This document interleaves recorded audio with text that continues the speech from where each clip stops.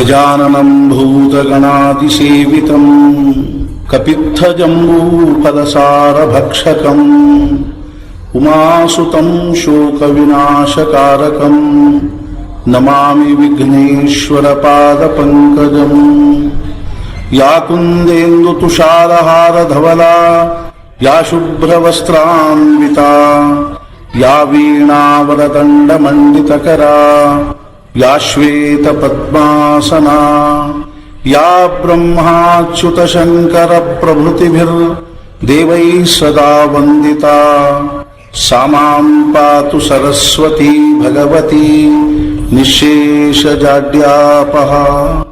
ಗುರುರ್ಬ್ರಹ್ಮಾ ಗುರುರ್ವಿಷ್ಣುಃ ಗುರುರ್ದೇವೋ ಮಹೇಶ್ವರಃ ಗುರುಃ ಸಾಕ್ಷಾತ್ ಪರಬ್ರಹ್ಮ ತಸ್ಮೈ ಶ್ರೀ ಗುರವೇ ನಮಃ. ಬ್ರಹ್ಮಾನಂದಂ ಪರಮಸುಖದಂ ಕೇವಲಂ ಜ್ಞಾನಮೂರ್ತಿಂ ದ್ವಂದ್ವಾತೀತಂ ಗಗನಸದೃಶಂ ತತ್ವಮಸ್ಯಾದಿಲಕ್ಷ್ಯಂ ಏಕಂ ನಿತ್ಯಂ ವಿಮಲಮಚಲಂ ಸರ್ವಧೀ ಸಾಕ್ಷಿಭೂತಂ ಭಾವಾತೀತಂ ತ್ರಿಗುಣರಹಿತಂ ಸದ್ಗುರುಂ ತನ್ನಮಾಮಿ. ಶ್ರೀರಾಮಚಂದ್ರ ಕೃಪಾಲು ಭಜಮನ ಹರಣ ಭವ ಭಯ ದಾರುಣಂ ನವ ಕಂಜಲೋಚನ ಕಂಜ ಮುಖಕರ ಕಂಜಪದ ಕಂಜಾರುಣಂ ಕಂದರ್ಪ ಅಗಣಿತ ಅಮಿತ ಛಬಿನ ನೀಲ ನೀರಜ ಸುಂದರಂ ಪಟಪೀತಮಾನಹು ತಡಿತ ರುಚಿಷು ನೌಮಿ ಜನಕ ಸುತಾವರಂ ಭಜ ದೀನ ಬಂಧು ದಿನೇಶ ದಾನ ದೈತ್ಯ ವಂಶ ನಿಕಂದನಂ ರಘುನಂದ ಆನಂದ ಕಂದ ಕೋಶ ಚಂದ ದಶರಥ ನಂದನಂ ಶಿರ ಮುಕುಟ ಕುಂಡಲ ತಿಲಕ ಚಾರು ಉದಾರ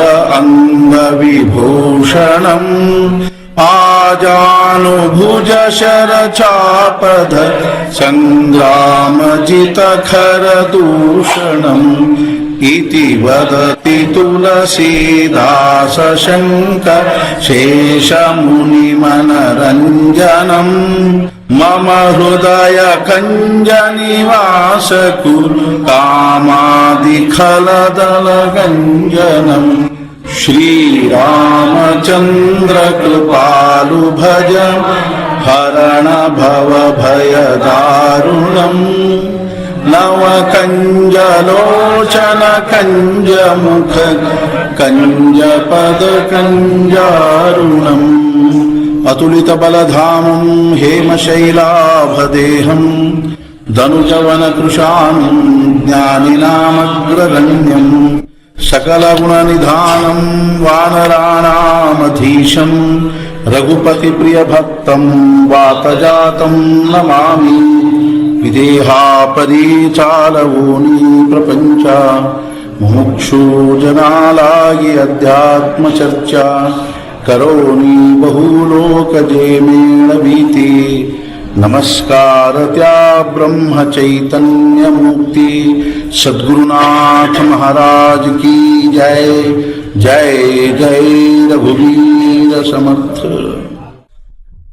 ಕಳೆದ 3 ದಿನಗಳ ಸತ್ಸಂಗದ ಪ್ರಸಂಗದಲ್ಲೇ ಭಾರತೀಯ ಸಂಸ್ಕೃತಿ, ಆಧ್ಯಾತ್ಮಿಕ ಪರಂಪರೆ ಹಾಗೂ ಆ ಸಂಸ್ಕೃತಿಯ ಆದರ್ಶ ಪುರುಷ ಅಂದ್ರೆ ಯಾರು ಮತ್ತು ಅವರ ಸಾಮಾನ್ಯವಾಗಿರ್ತಕ್ಕಂಥ ಲಕ್ಷಣಗಳೇನು ಅನ್ನುವಂತಹ ವಿಷಯವಾಗಿದೆ. ಭಾರತೀಯ ಆದರ್ಶ ಪುರುಷ ಅಂತಂದ್ರೆ ನಾನು ಹೇಳಿದೆ ಸತ್ಪುರುಷರ ಭಾರತೀಯ ಆದರ್ಶ ಪುರುಷ ಬಹಳ ಮಹತ್ವದ ವಿಷಯ ಇದೆ. ಸಮಾಜದಲ್ಲಿ ಸಾಕಷ್ಟು ಶ್ರೇಷ್ಠ ಪುರುಷರನ್ನು ನಾವು ನೋಡ್ತಾ ಇರ್ತೀವಿ ಅನೇಕ ವಿಷಯಗಳಲ್ಲಿ. ಆದರೆ ಒಂದು ಸಮಾಜದ ಅಂತರಂಗವನ್ನು ನಾವು ಅಭ್ಯಾಸ ಮಾಡಿ ನೋಡಿದ್ರೆ ಆ ಅಂತರಂಗಕ್ಕನುಸಾರವಾಗಿ ಆದರ್ಶ ಪುರುಷ ಯಾರು ಅನ್ನೋದನ್ನು ನಾವು ಹೇಳಬೇಕಾಗ್ತದೆ. ಆ ದೃಷ್ಟಿಯಿಂದ ವಿಚಾರ ಮಾಡಿ ನೋಡಿದ್ರೆ ನಮ್ಮ ದೇಶದ ಆದರ್ಶ ಪುರುಷರು ಯಾರು ಅಂದ್ರೆ ಸತ್ಪುರುಷರ ಆದರ್ಶ ಪುರುಷ. ಇವತ್ತು ನಾವು ನೋಡ್ತೀವಿ ಹೆಬ್ಬಳ್ಳಿಯಲ್ಲಿ ವಿಶೇಷವಾಗಿರ್ತಕ್ಕಂತಹ ಕಾರ್ಯಕ್ರಮಗಳಾದಾಗ, ಉತ್ಸವಗಳಾದಾಗ ವಾಸುದೇವ ಸ್ವಾಮಿಗಳ ಒಂದು ಪದಗಳನ್ನ, ಭಕ್ತಿಯ ಒಂದು ಭಾವಗಳನ್ನ ವ್ಯಕ್ತ ಮಾಡ್ತಕ್ಕಂಥ ಹಾಡುಗಳನ್ನ ಹಾಡ್ತಾ ಇದ್ದಾರೆ. ಅನೇಕ ಶ್ರೇಷ್ಠ ಜನರು ಆಗಿ ಹೋಗಿದ್ರು ಸಹಿತ, ಶ್ರೀಮಂತ ಜನರು ನಮ್ಮ ಊರಿನಲ್ಲಿ ಆಗಲಿ ಸಮಾಜದಲ್ಲಿ ಆಗಿ ಹೋಗಿದ್ರು ಸಹಿತ ನಾವು ಸತ್ಪುರುಷರಿಗೆ ಎಷ್ಟು ಮಹತ್ವ ಕೊಡ್ತೀವಿ. ಹೆಂಗೋ ಹಂಗೆ ನಮ್ಮ ದೇಶದಲ್ಲೇ ಸಹಸ್ರಾರು ಜನ ಸತ್ಪುರುಷರಾಗಿದೆ. ಆದ್ರೆ ಸಾಮಾನ್ಯವಾಗಿ ಸತ್ಪುರುಷರಲ್ಲಿ ನಾವು ಮುಖ್ಯವಾಗಿ ಏನ್ ಮಾಡ್ತೀವಿ ಅಂತ ತಿಳ್ಕೊಂಡು ಕೇಳಿದ್ರೆ ಎರಡು ಭಾಗಗಳನ್ನು ಮಾಡ್ತೀವಿ. ಸತ್ಪುರುಷರಲ್ಲೇ ಮುಖ್ಯವಾಗಿ ಎರಡು ಭಾಗ. ಮೊದಲನೇ ಭಾಗ ಎಂಥವ್ರು ಅಂದ್ರೆ, ಮೊದಲನೇ ಪ್ರಕಾರದ ಸತ್ಪುರುಷರು ಎಂಥವ್ರು ಅಂತಂದ್ರೆ ಭಗವಂತನ ಅಂಶ ಭಾವದಲ್ಲಿ ಅವತಾರ ಮಾಡಿ ಬಂದಿರತಕ್ಕಂಥವ್ರು. ಇದರ ಹಿಂದೊಂದು ಭೂಮಿಕಾ ಅದ. ಭಗವಂತನು ಅಂಶತಃ ಸತ್ಪುರುಷ ರೂಪದಲ್ಲಿ ಅವತಾರ ಮಾಡೋದ್ರ ಹಿಂದೊಂದು ಭೂಮಿಕಾ ಅದ. ನಾನು ಎಷ್ಟೋ ಸಲ ಪ್ರಸಂಗವನ್ನು ನನ್ನ ಪ್ರವಚನಗಳಲ್ಲಿ ಹೇಳಿದ್ದೇನೆ. ಮಹಾಭಾರತದ ಪ್ರಸಂಗ ಬರ್ತದೆ. 12 ವರ್ಷ ವನವಾಸ, 1 ವರ್ಷ ಅಜ್ಞಾತವಾಸವನ್ನು ಅನುಭವಿಸಿದ ಮೇಲೆ ದುರ್ಯೋಧನನ ಕಡೆಯಿಂದ ಎಲ್ಲಾ ಪ್ರಕಾರವಾಗಿರ್ತಕ್ಕಂಥ ಯುದ್ಧದ ಸಿದ್ಧತೆ ನಡೆದಿತ್ತು. ಪಾಂಡವರ ಕಡೆಯಿಂದಲೂ ಯುದ್ಧದ ಸಿದ್ಧತೆ ನಡೆದಿತ್ತು. ಆದ್ರೆ ಧರ್ಮರಾಜನ ಮನಸ್ಸಿನಲ್ಲಿ ಯುದ್ಧ ಮಾಡೋ ವಿಚಾರ ಇರಲಿಲ್ಲ. ಪಾಂಡವ ಪಕ್ಷದಲ್ಲಿ ಮುಖ್ಯವಾಗಿ ಯುದ್ಧ ಯಾರಿಗೆ ಬೇಕಾಗಿತ್ತು ಅಂದ್ರೆ 3 ಜನರಿಗೆ ಬೇಕಾಗಿತ್ತು. ಮೊದಲನೇದಾಗಿ ಯಾರಿಗೆ ಬೇಕಾಗಿತ್ತು ಅಂದ್ರೆ ಕೃಷ್ಣನಿಗೆ ಬೇಕಾಗಿತ್ತು. ಅವನ ಅವತಾರ ಕಾರ್ಯ ಇತ್ತು. ಪರಿತ್ರಾಣಾಯ ಸಾಧೂನಾಂ ವಿನಾಶಾಯ ಚ ದುಷ್ಕೃತಾಂ ಧರ್ಮ ಸಂಸ್ಥಾಪನಾರ್ಥಾಯ ಸಂಭವಾಮಿ ಯುಗೇ ಯುಗೇ. ಭಗವಂತ ಸಾಧು ಸಜ್ಜನರನ್ನ ಸಂರಕ್ಷಣೆ ಮಾಡೋದು, ದುಷ್ಟರಿಗೆ ಯೋಗ್ಯವಾಗಿರ್ತಕ್ಕಂತಹ ದಂಡವನ್ನು ಕೊಡೋದು, ಶಿಕ್ಷಾ ಕೊಡೋದು ಭಗವಂತನ ಕಾರ್ಯದ. ಭಗವಂತ ಈ ವಿಶ್ವವನ್ನು ಯಾವ ಒಂದು ಮಹತ್ವಪೂರ್ಣವಾಗಿರ್ತಕ್ಕಂಥ ತತ್ವದ ಆಧಾರದ ಮೇಲೆ ನಿರ್ಮಾಣ ಮಾಡ್ಯಾನ ಅಂತ ತಿಳ್ಕೊಂಡು ಕೇಳಿದ್ರೆ ಧರ್ಮದ ಆಧಾರದ ಮೇಲೆ ನಿರ್ಮಾಣ ಮಾಡಿದ್ದಾರೆ. ಧರ್ಮೋ ಧಾರಯತೆ ಪ್ರಜಾಹ ಅಂತ ಹೇಳ್ತಾರೆ. ಧರ್ಮದ ಪ್ರಜೆಗಳನ್ನು ಸಂರಕ್ಷಣೆ ಮಾಡ್ತಾ ಇದ್ದಾರೆ.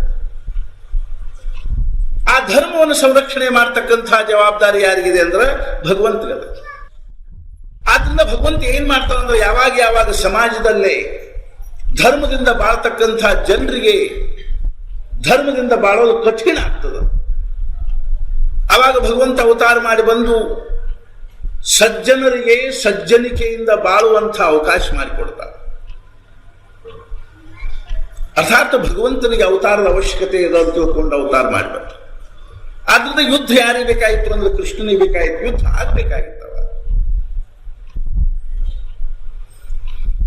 ಮತ್ತು ಒಂದು ಮಹತ್ವಪೂರ್ಣವಾಗಿರ್ತಕ್ಕಂತಹ ವಿಚಾರ ಏನು ಅಂತ ತಿಳ್ಕೊಂಡು ಕೇಳಿದ್ರೆ, ಯುದ್ಧ ಅನ್ನೋದು ಕೇವಲ ಹೊರಗೆ ನಡೆದದಂತ ತಿಳ್ಕೊಂಡು ಅಲ್ರಿ, ಪ್ರತಿಯೊಬ್ಬನ ಮನುಷ್ಯನಾಗ ಯುದ್ಧ ನಡೆದ. ನಮ್ಮೆಲ್ಲರೊಳಗೂ ಯುದ್ಧ ನಡೆದ.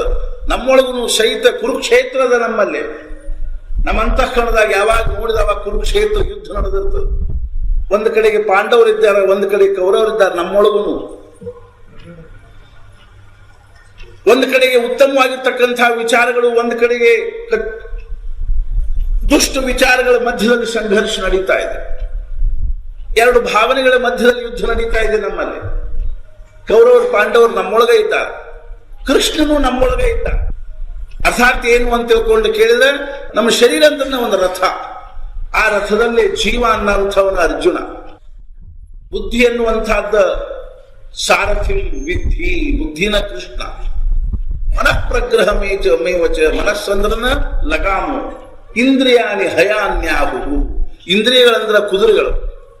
ಆತ್ಮಾನಂ ರಥಿನಂ ವಿದ್ಧಿ ಶರೀರಂ ರಥಮೇವತು. ಬುದ್ಧಿಂತು ಸಾರಥಿಂ ವಿದ್ಧಿ ಮನಃಪ್ರಗ್ರಹಮೇವಚ ಇಂದ್ರಿಯಾನಿ ಹಯಾನ್ಯಾಹು ವಿಷಯಾಂಸ್ತೇಷು ಗೋಚರಾನ್.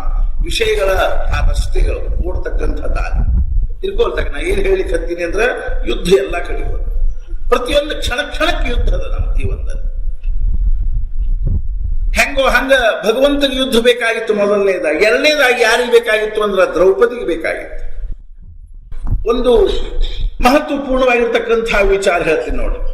ನಾನಿನ್ನು ಹೇಳಿದೆ ರಾಮಾಯಣ ಮಹಾಭಾರತಗಳ ಬಗ್ಗೆ ಒಂದು ಸ್ವಲ್ಪ ಹೇಳಿದೆ. ಈ ಎರಡೂ ಏನು ದಿವ್ಯವಾಗಿರ್ತಕ್ಕಂತಹ ಏನು ಒಂದು ಇತಿಹಾಸವನ್ನು, ರಾಮಾಯಣ ಮತ್ತು ಮಹಾಭಾರತ ಇವು ಇತಿಹಾಸಗಳು, ಪುರಾಣಲ್ಲಿವು. ಈ ಎರಡೂ ಇತಿಹಾಸಗಳಲ್ಲಿ ಮುಖ್ಯ ಪಾತ್ರ ಯಾವುದು ಅಂತ ತಿಳ್ಕೊಂಡು ಕೇಳಿದರೆ, ರಾಮಾಯಣದ ಮುಖ್ಯ ಪಾತ್ರ ಸೀತಾ, ಮಹಾಭಾರತದ ಮುಖ್ಯ ಪಾತ್ರ ದ್ರೌಪದಿ. ಆದ್ರೆ ಅದ್ರ ಮಜಾ ಏನದ ಅಂತ ತಿಳ್ಕೊಂಡು ಕೇಳಿದ್ರೆ ಸೀತಾ ಸುಮ್ಮನೆ ಇದ್ಲು ಅಂತ ರಾಮಾಯಣ ಆತು, ದ್ರೌಪದಿ ಮಾತಾಡಿದ್ಲು ಅಂತ ಮಹಾಭಾರತ ಆತು. ದ್ರೌಪದಿ ಸುಮ್ಮನೆ ಇದ್ರೆ ಮಹಾಭಾರತ ಆಗ್ತಿದ್ದಿಲ್ರಿ. ದುಶ್ಯಾಸನ ಅರ್ಥಾತ್ ಏನ್ ಮಾಡಿದ, ಅಪಮಾನ ಮಾಡಿದ್ದ ಅಂತ ತಿಳ್ಕೊಂಡು ಅವಳು ತನ್ನ ಮುಡಿಯನ್ನು ಬಿಚ್ಚಿಟ್ಕೊಂಡಿದ್ಲು. ಒಂದ್ ವೇಳೆ ಆಕೆ ಏನು ಅಂದ್ರೆ ಸುಮ್ಮನೆ ಇದ್ರೆ ಬಿಚ್ಚಿಕೊಂಡು ಇರ್ಕೋಲ್ ತಗ್ಬಿಡು, ಎದಕ್ಕೆ ದುಶ್ಯಾಸನ ಹೊಡಿದೆ ಕಾಲಿಲ್ಲ ಅಂತ ಸುಮ್ಮನೆ ಇದ್ದಿದ್ರೆ ಮಹಾಭಾರತ ಆಗ್ತದೆ. ಸೀತಾ ಸುಮ್ಮನೆ ಇದ್ಲು ಅಂತ ರಾಮಾಯಣ ಆತು, ದ್ರೌಪದಿ ಮಾತಾಡಿದ್ಲು ಅಂತ ಮಹಾಭಾರತ, ಬಹಳ ಮಾತಾಡಿದ್ಲು ಅಂತ ಮಹಾಭಾರತ. ಹಾಗಾದ್ರೆ ಸೀತಾ ಯಾಕೆ ಸುಮ್ಮನೆ ಇದ್ಲು, ದ್ರೌಪದಿ ಯಾಕಷ್ಟು ಬಹಳ ಮಾತಾಡಿದ್ಲು ಅಂತ ತಿಳ್ಕೊಂಡು ಕೇಳಿದ್ರೆ ಅವರಿಬ್ರು ಯಾರ ಮಕ್ಕಳಿದ್ದಾರೋ, ಸೀತಾ ಯಾರ ಮಗಳು ಅದಕ್ಕನುಸಾರವಾಗಿ ಸೀತಾ ಇದ್ಲು. ಸೀತಾ ಪೃಥ್ವಿ ಮಗಳು. ಪೃಥ್ವಿ ಅಂದ್ರೆ ಕ್ಷಮ, ಧರಿತ್ರಿ ಅಂತ ಹೇಳ್ತಾರೆ. ಸಹನ ಮಾಡಿಕೊಳ್ಳೋದನ್ನ ಪೃಥ್ವಿಯ ಲಕ್ಷಣ. ಹೆಂಗೋ ಹಂಗ ಸೀತಾ ಆಯುಷ್ಯ ತುಂಬಾ ಸಹನ ಮಾಡಿಕೊಂಡ್ಳು. ಯಾಕಂದ್ರೆ ಪೃಥ್ವಿ ಮಗಳಕ್ಕೆ, ಭೂಮಿ ಮಗಳವಳು, ಸಹನ ಮಾಡಿಕೊಂಡ್ಳು. ದ್ರೌಪದಿ ಯಾರ ಮಗಳು ಅಂದ್ರೆ ಅಗ್ನಿ ಮಗಳು. ಪ್ರಜ್ವಲಿಸೋದನ್ನ ಅಗ್ನಿ ಲಕ್ಷಣ ಹೆಂಗೋ ಹಂಗ ದ್ರೌಪದಿ ಆಯುಷ್ಯ ತುಂಬಾ ಪ್ರಜ್ವಲಿಸ್ತಾನ ಇತ್ತು ಅಂತ ತಿಳ್ಕೊಂಡು ಮಹಾಭಾರತ. ವಿನೋದವಾಗಿ ಹೇಳ್ತೀನಿ, ಯಾರ ಮನೆಯೊಳಗೆ ರಾಮಾಯಣ ಆಗಬೇಕು ಅಂತದನ್ನು ಅವ್ರ ಮನೆಯಾಗಿನ ಹೆಣ್ಮಕ್ಳು ಸೀತಾ ಆಗ್ಬೇಕು. ಯಾರ ಮನ್ಯಾಗ ಮಹಾಭಾರತ ಆಗ್ಬೇಕು ಅಂತದನ್ನು ಅವ್ರ ಮನ್ಯಾಗಿನ ಹೆಣ್ಮಕ್ಳು ಬೇಕಾದ್ರೆ ದ್ರೌಪದಿ ಆಗೋಲ್ರ. ಇರ್ಕೊಂಡಾಗ ನಾ ಯಾಕೆ ಹೇಳಿಕ್ ಹತ್ತೀನಿ ಅಂತ ತಿಳ್ಕೊಂಡು ಕೇಳಿದ್ರೆ ದ್ರೌಪದಿ ಯುದ್ಧ ಬೇಕಾಗಿತ್ತು, ಇನ್ನೊಬ್ಬರಿಗೆ ಬೇಕಾಗಿತ್ತು ಯುದ್ಧ. ಯಾರಿಗೆಂದ್ರೆ ಭೀಮಸೇನಿಗೆ ಬೇಕಾಗಿತ್ತು. ಅದು ಧರ್ಮರಾಜ ಯುದ್ಧ ಬೇಕಾಗಿತ್ತು. ಧರ್ಮರಾಜ ಹೇಳಿದ, ಕೃಷ್ಣ ನಮಗೆ ಯುದ್ಧ ಬೇಡ ಅಂತ. ಅದನ್ನೇ ಹೇಳಿದೆ, ಪಾಂಡವರು ಹೆಂಗಿದ್ರು ಅಂದ್ರ ಪಾಂಡವರು ಅಂತರ್ಮುಖ ವೃತ್ತಿ ಅವರು. ಧರ್ಮರಾಜ ಹೇಳಿದ, ಕೃಷ್ಣ ನಮಗೆ ಈ ಭೋಗ ಬೇಡ, ಈಶ್ವರ ಬೇಡ, ಸುಖ ಬೇಡ, ಒಂದ್ 5 ಹಳ್ಳಿ ಕೊಟ್ಟರು ಸಾಕು, ಗ್ರಾಮಗಳನ್ನು ಕೊಟ್ಟರು ಸಾಕು, ನಾವು ಹೆಂಗಾದ್ರೂ ಜೀವನ ನಿರ್ವಾಹ ಮಾಡಿಕೊಂಡಿರ್ತೀವಿ, ನಮಗೆ ಈ ಸುಖ ಐಶ್ವರ್ಯ ಬೇಡ, ಯುದ್ಧ ಬೇಡ ನಮಗೆ. ಆದ್ರಿಂದ ಹೆಂಗಾದ್ರೂ ಮಾಡಿ ಸಂಧಾನ ಮಾಡಿಕುವಂತ ಆಯ್ತು ಅಂತ ತಿಳ್ಕೊಂಡು ಭಗವಂತ ಕೃಷ್ಣ ಹಸ್ತಿನಾವತಿಗೆ ಬಂದಿದ. ದುರ್ಯೋಧನ ಅಪಮಾನ ಮಾಡಿದ, ಸಹನ ಮಾಡಿಕೊಂಡ. ಇಬ್ರು ಸಂಧಾನ ಕೂತ್ಕೊಂಡಿದ್ದಾರೆ. ಅವ ಕೃಷ್ಣ ಅನೇಕ ಪ್ರಕಾರವಾಗಿರ್ತಕ್ಕಂತಹ ಧರ್ಮ, ನೀತಿ, ತತ್ವಜ್ಞಾನದ ವಿಷಯಗಳನ್ನು ಹೇಳ್ತಾ ಇದ್ದಾನ. ದುರ್ಯೋಧನ ಹಿಂಗ ಮಾಡೋದು ಚಲೋ ಅಲ್ಲ, ಹಂಗ ಮಾಡೋದು ಚಲೋ ಅಲ್ಲ, ಇಂಥ ಶಾಸ್ತ್ರಗಳು ಹಿಂಗೆ ಹೇಳಿದ, ಅಂಥ ಶಾಸ್ತ್ರಗಳು ಹಂಗೆ ಹೇಳಿದ ಅಂತ ತಿಳ್ಕೊಂಡು ಅನೇಕ ಪ್ರಕಾರದಿಂದ ಹೇಳಿದ. ದುರ್ಯೋಧನ ಸುಮ್ಮನೆ ಕೇಳ್ತಾ ಇದ್ದ. ಕೊನೆಗೊಂದು ಮಾತು ಹೇಳಿದ ದುರ್ಯೋಧನ, ಕೃಷ್ಣ ಯಾವ ಇವೆಲ್ಲ ಶ್ಲೋಕ ಹೇಳಿ ಹೇಳಿ ಕೊಟೇಶನ್ ಕೊಟ್ಟು ನೀ ಏನ್ ನನಗೆ ಉಪದೇಶ ಮಾಡ್ಲಿಕ್ಕೆ ಹತ್ತಿದೆಯೋ ಇವೆಲ್ಲ ಶ್ಲೋಕಗಳನ್ನ ಸಣ್ಣವಿದ್ದಾಗ ಎಲ್ಲ ಬಾಯ್ಪಾಟ್ ಮಾಡಿಬಿಟ್ಟಿನಿ ಅವನ ಅಂತ. ನನಗೂ ಎಲ್ಲ ಬರ್ತಾವೆ. ಆದ್ರೆ ನನ್ನ ಪರಿಸ್ಥಿತಿ ಹೆಂಗದ ಅಂತ ತಿಳ್ಕೊಂಡು ಕೇಳಿದ್ರೆ ಅವ ಹೇಳ್ತಾನ, ಜಾನಾಮಿ ಧರ್ಮಂ ನಚಮೆ ಪ್ರವೃತ್ತಿ.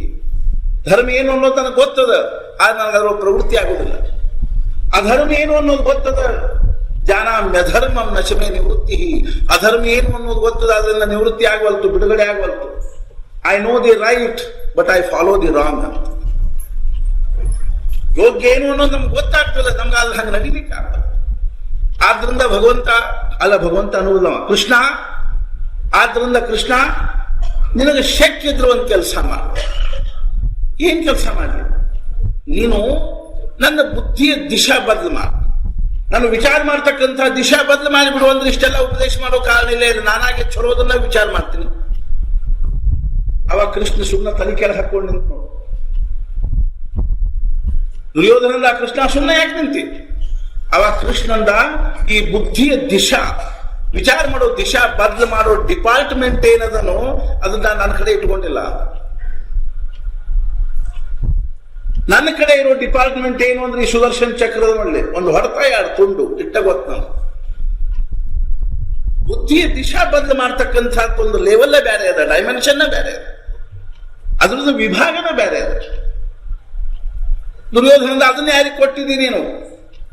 ಅವಾಗ ಕೃಷ್ಣ ಹೇಳ್ತಾ ಇದ್ದಾನ, ನಾನು ಮನುಷ್ಯನ ಬುದ್ಧಿಯ ದಿಶಾ ಬದಲು ಮಾಡ್ತಕ್ಕಂಥ ವಿಭಾಗವನ್ನ, ಡಿಪಾರ್ಟ್ಮೆಂಟ್ ಏನದನೋ ಸತ್ಪುರುಷರಿಗೆ ಕೊಟ್ಟಿನಿ ಅಂತ. ಸಮಾಜದಲ್ಲಿ ಖರೆ ಕಾರ್ಯ ಆಗಬೇಕಾಗಿದ್ರೆ ಅದು ಕೇವಲ ಸತ್ಪುರುಷರಿಂದ ಆಗಬೇಕು. ಆದ್ರಿಂದ ಮಹಾರಾಜರು ಒಂದು ಮಾತು ಹೇಳ್ತಿದ್ರು, ಕಾಯ್ದೆ ಕಾನೂನು ಮಾಡಿ ಸಮಾಜ ಸುಧಾರಿಸುವುದಿಲ್ರಿ, ಸಮಾಜ ಸುಧಾರಣೆ ಅನ್ನೋದು ಸತ್ಪುರುಷರಿಂದ ಆಗ್ಲಿಕ್ಕೆ ಶಕ್ಯದನೆ ಹೊರತು ಸತ್ತಾಧಾರಿಗಳಿಂದ ಆಗ್ಲಿಕ್ಕೆ ಶಕ್ಕಿಲ್ಲ. ಹೆಂಗೋ ಹಂಗೇನದ ಅಂತ ತಿಳ್ಕೊಂಡು ಕೇಳಿದ್ರ, ಆದ್ರಿಂದ ಭಗವಂತ ಏನ್ ಮಾಡಿದ ಏನಂತಾನ ಅಂತ ತಿಳ್ಕೊಂಡು ಕೇಳಿದ್ರ, ಹಾಗಾದ್ರೆ ಸತ್ಪುರುಷರು ಹೆಂಗ ಸಮಾಜದೊಳಗೆ ಹೆಂಗ ಅವರು ಅವತಾರ ತಗೊಂಡು ಬರ್ತಾರ ಅಥವಾ ಹುಟ್ಟಿ ಬರ್ತಾರ ಅಂತ ತಿಳ್ಕೊಂಡು ಕೇಳಿದ್ರೆ ಭಗವಂತ ಹೇಳಿದ, ಮೊದಲನೇದಾಗಿ ಭಗವಂತ ಅಂದ್ರೆ ನಾನು ಸತ್ಪುರುಷರ ಭಾವದಲ್ಲಿ ಅವತಾರ ಮಾಡಿ ಬರ್ತೇನೆ. ನಾವು ನೋಡ್ತೀವಿ ಅನೇಕ ಸತ್ಪುರುಷರು ಭಗವಂತನ ಅವತಾರ ಅಂತ ಹೇಳ್ತೀವಿ. ಸಮರ್ಥ ರಾಮದಾಸ್ ಸ್ವಾಮಿಗಳು ಮಾರುತಿ ಅವತಾರ ಅಂತ ಹೇಳ್ತೀವಿ, ಬ್ರಹ್ಮಚೈತನ್ಯ ಮಹಾರಾಜರು ಮಾರುತಿ ಅವತಾರ ಅಂತ ತಿಳ್ಕೊಂಡು ಹೇಳ್ತೀವಿ. ಇನ್ನು ಅನೇಕ ಜನ ಸತ್ಪುರುಷರು ಅನೇಕ ದೇವತೆಗಳ ಅವತಾರ, ದೇವರ ಭಗವಂತನ ಅವತಾರ ಇರ್ತಕ್ಕಂಥವ್ರು. ಅವರು ಜನ್ಮತಃ ಏನಾಗಿರ್ತಾರ ಅಂದ್ರೆ ಬಹಳ ದೊಡ್ಡ ಆಧ್ಯಾತ್ಮಿಕ ಭೂಮಿಕಾದಲ್ಲಿರ್ತಕ್ಕಂಥವ್ರಾಗಿರ್ತಾರೆ. ರಾಮಕೃಷ್ಣ ಪರಮಹಂಸರು ದೇಹ ಬಿಡುವ ಮುಂದೆ ವಿವೇಕಾನಂದ ಒಂದು ಮಾತು ಹೇಳಿದ್ರು.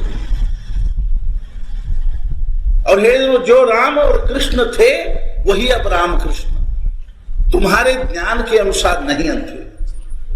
ರಾಮ ಅವ್ರ ಕೃಷ್ಣ ಏನಿದ್ರು ಅದೇ ಈಗ ರಾಮಕೃಷ್ಣ ಆಗಿಬಿಟ್ಟಿದೆ ಅವತಾರ್ತಾರೆ, ನಿನ್ನ ಜ್ಞಾನಕ್ಕೆ ಅನುಸಾರವಾಗಿ ಅಲ್ಲ ಅಂತ. ಇದರ್ಥ ಏನು ಅಂದ್ರೆ ಸಾಕ್ಷಾತ್ ಅಂತ. ಸತ್ಪುರುಷರು ಮೊದಲೇ ಪ್ರಕಾರ ಏನು ಅಂದ್ರೆ ಸತ್ಪುರುಷರು ಭಗವಂತನ ಸತ್ಪುರುಷ ರೂಪದಲ್ಲಿ ಅವತಾರ. ಅಂಥ ಸತ್ಪುರುಷರು ಹೆಂಗಿರ್ತಾರಂದ್ರೆ ರಾಮಕೃಷ್ಣ ಪರಮಹಂಸರೇ ಹೇಳಿದ್ರು, ಅವ್ರು ಹೆಂಗಿರ್ತಾರಂದ್ರೆ ಹಡಗಿದ್ದಂಗಿರ್ತಾರ. ಭಗವಂತನ ಅಂಶದಿಂದ ಅವತಾರ ಮಾಡಿ ಬಂದಿರತಕ್ಕಂತಹ ಸತ್ಪುರುಷರು ಹೆಂಗಿರ್ತಾರಂದ್ರೆ ಹಡಗಿದ್ದಂಗಿರ್ತಾರ. ಲಕ್ಷಾವಧಿ ಜನರನ್ನ ಭಗವಂತನ ಕಡೆ ಕರ್ಕೊಂಡು ಹೋಗ್ತಕ್ಕಂಥ ಕಾರ್ಯ ಮಾಡ್ತಕ್ಕಂಥ ಸಹಸ್ರಾರು ಜನರು ಭಗವಂತನ ಮಾರ್ಗಕ್ಕೆ ಹತ್ತಾರ. ಇನ್ನು ಕೆಲವು ಸತ್ಪುರುಷರು ಹೆಂಗಿರ್ತಾರ ಅಂತ ತಿಳ್ಕೊಂಡು ಕೇಳಿದ್ರೆ ಅನೇಕ ಜನ್ಮಗಳಿಂದ ಸಾಧನೆ ಮಾಡ್ತಾ ಮಾಡ್ತಾ ಮಾಡ್ತಾ ಈ ಜನ್ಮದಲ್ಲಿ ಬಹಳ ಸಣ್ಣ ವಯಸ್ಸಿನಾಗನ ಬಹಳ ಉತ್ಕಟವಾಗಿರ್ತಕ್ಕಂಥ ಸಾಧನೆಯನ್ನು ಮಾಡಿ ಬಹಳ ಲಘುನ ಆತ್ಮಜ್ಞಾನವನ್ನು ಹೊಂದಿ ಸಮಾಜವನ್ನು ಭಗವಂತನ ಮಾರ್ಗದಲ್ಲಿ ತೊಡಗಿಸ್ತಕ್ಕಂಥ ಕಾರ್ಯ ಮಾಡ್ತಾರೆ. ಅವರು ಸತ್ಪುರುಷರು.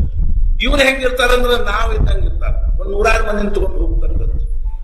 ಇನ್ನು ಕೆಲವು ಸತ್ಪುರುಷರು ಹೆಂಗಿರ್ತಾರ ಅಂತ ತಿಳ್ಕೊಂಡು ಕೇಳಿದ್ರೆ ತಾವು ಈ ಜನ್ಮದಲ್ಲಿ ಬಹಳಷ್ಟು ಸಾಧನೆ ಮಾಡಿ ಹಿಂದಿನ ಜನ್ಮ ಸಂಸ್ಕಾರವನ್ನು ತಗೊಂಡು ಬಹಳಷ್ಟು ಸಾಧನೆಯನ್ನು ಮಾಡಿ ತಾವು ಆತ್ಮಜ್ಞಾನವನ್ನು ಮಾಡಿಕೊಂಡು ತಮ್ಮ ಹತ್ರ ಬರ್ತಕ್ಕಂಥ ಅನೇಕರನ್ನ ಆತ್ಮಜ್ಞಾನದ ಮಾರ್ಗಕ್ಕೆ ಹಚ್ಚತಕ್ಕಂಥವ್ರು.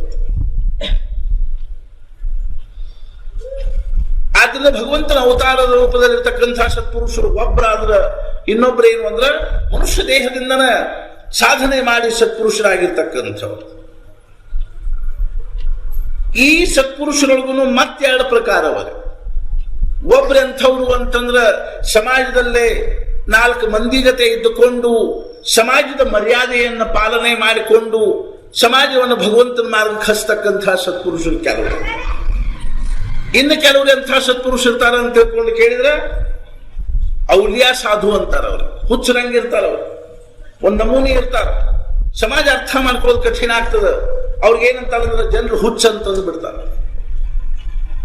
ನರೇಗಲ್ಗಳು ನೋಡ್ರಿ, ಹುಚ್ಚ ಹಿರಾಪಜ್ಜನ ಜಾತ್ರೆ ಅಂತೀವಿ. ಬಿಜಾಪುರದಲ್ಲಿ ಶಾನುಂಗಿ ಅಂತ ತಿಳ್ಕೊಂಡಾಗಿ ಹೋದ್ರು ಹುಚ್ಚರಂಗಿರ್ತಾರೆ. ಎಂಥೆಂಥ ಯೋಗ್ಯತಾ ಇರ್ತಕ್ಕಂಥವ್ರು ಇರ್ತಾರಂದ್ರೆ ನಮಗೆ ಅವ್ರನ್ನ ಅರ್ಥ ಮಾಡ್ಕೊಳ್ಳೋದು ಕಠಿಣ ಆಗ್ತದೆ. ಆದ್ರಿಂದ ಮಹಾರಾಜ ಒಂದು ಮಾತು ಹೇಳ್ತಿದ್ರು, ಆದಿ ಸಂತ ಭೇಟ್ನೇ ಕಠಿಣ. ಸತ್ಪುರುಷರು ಭೇಟಿ ಆಗೋದ ಕಠಿಣ, ಭೇಟ್ಲೆ ತರಿ ಜನ ಓಳಖನೆ आणखीन ಕಠಿಣ. ಭೇಟಿ ಆದ್ರೂ ಅವ್ರನ್ನ ಗುರ್ತ ಮಾಡ್ಕೊಳ್ಳೋದು ಇನ್ನೂ ಕಠಿಣ ಆಗ್ತದೆ. ಓಳಖಲೆ ತರಿ त्यांच्या विषय निष्ठा बसणे आणखीन ಕಠಿಣ. ಅವ್ರು ಕೇಳ್ಕೊಂಡ್ರು ಸಹಿತ ಅವ್ರ ವಿಷಯದಾಗ ನಿಷ್ಠಾ ಉಂಟಾಗೋದು ಇನ್ನೂ ಕಠಿಣ ಆಗ್ತದೆ. ನಿಷ್ಠಾ ಬಸ್ಲಿ ತರಿ ತೀ ನಿಷ್ಠಾ ಆಯುಷ್ಯಭರ್ ಟಿಕನೆ ಫಾರಸ್ ಕಠಿಣ. ಒಂದ್ಸಲ ನಿಷ್ಠಾ ಏನೋ ಕೂತ್ಯು ಅಂತ ಆದ್ರೆ ಆ ನಿಷ್ಠಾ ಕೊನೆವರೆಗೂ ಉಳಿಸ್ಕೊಂಡು ಹೋಗೋದು ಬಹಳ ಕಠಿಣ. ಇಲ್ರಿ ಮುಂಚೆ ನಾವು ಅವ್ರನ್ನ ಚಲೋ ಅಂತ ತಿಳ್ಕೊಂಡಿದ್ವಿ, ಇತ್ತಿತ್ತಲಾಗ ಅವ್ರು ಸಿಗರೇಟ್ ಸೇರ್ಕತ್ತಾರ, ಚುಟ್ಟ ಸೇರ್ಕತ್ತಾರ, ಹಿಂಗಾಗಿ ನಾವು ಅವ್ರ ಸಾಬರಿ ಬಿಡ್ತೀವಿ. ಸತ್ಪುರುಷರನ್ನ ನಾವು ಹೊರಗಿನಿಂದ ನೋಡ್ತೀವಿ. ಅವ್ರ ಅಂತರಂಗವನ್ನು ಅರ್ಥ ಮಾಡ್ಕೊಳಿಕ್ ಆಗಲ್ಲ. ನಾವೇನ್ ಮಾಡ್ಕೊಂಡ್ಬಿಡ್ತೀವಿ ಅಂತಂದ್ರೆ ಅವ್ರು ತಿಳ್ಕೊಳಿಕ್ ಆಗುದಿಲ್ಲ. ಎಂಥವ್ರು ಇರ್ತಾರಂದ್ರೆ ಒಂದು ಉದಾಹರಣೆ, ನಾವ್ ಒಂದ್ ದಿವಸ ರಾತ್ರಿ 2 ಹೊಡೆದಿತ್ತು. ನಮ್ ಜೊತೆಗೆ ಇನ್ನೊಬ್ರು ಇದ್ರು. ನಾವಿಬ್ರು ಕೋಪರ್ಗಾಂವ್ ರೈಲ್ವೆ ಸ್ಟೇಷನ್ ಮೇಲೆ ಝೇಲಂ ಎಕ್ಸ್ಪ್ರೆಸ್ ಹಿಡಿದಿವಿ. ರಾತ್ರಿ 12 ಹೊಡೆದಿತ್ತು. ಅದು 2 ಗಂಟೆಗೆ ಭುಸಾವಳಕ್ಕೆ ಹೋತು. ನಾನು ಆ ಕಿಟಕಿ ಹತ್ರ ಕೂತ್ಕೊಂಡಿದ್ದೆ. ನಮ್ಮ ಜೊತೆಗಿದ್ದವ್ರು ಮ್ಯಾಲ ಮಲ್ಕೊಂಡಿದ್ರು, ಘನಶ್ಯಾಮ್ ಕಾಡಿಗೆ.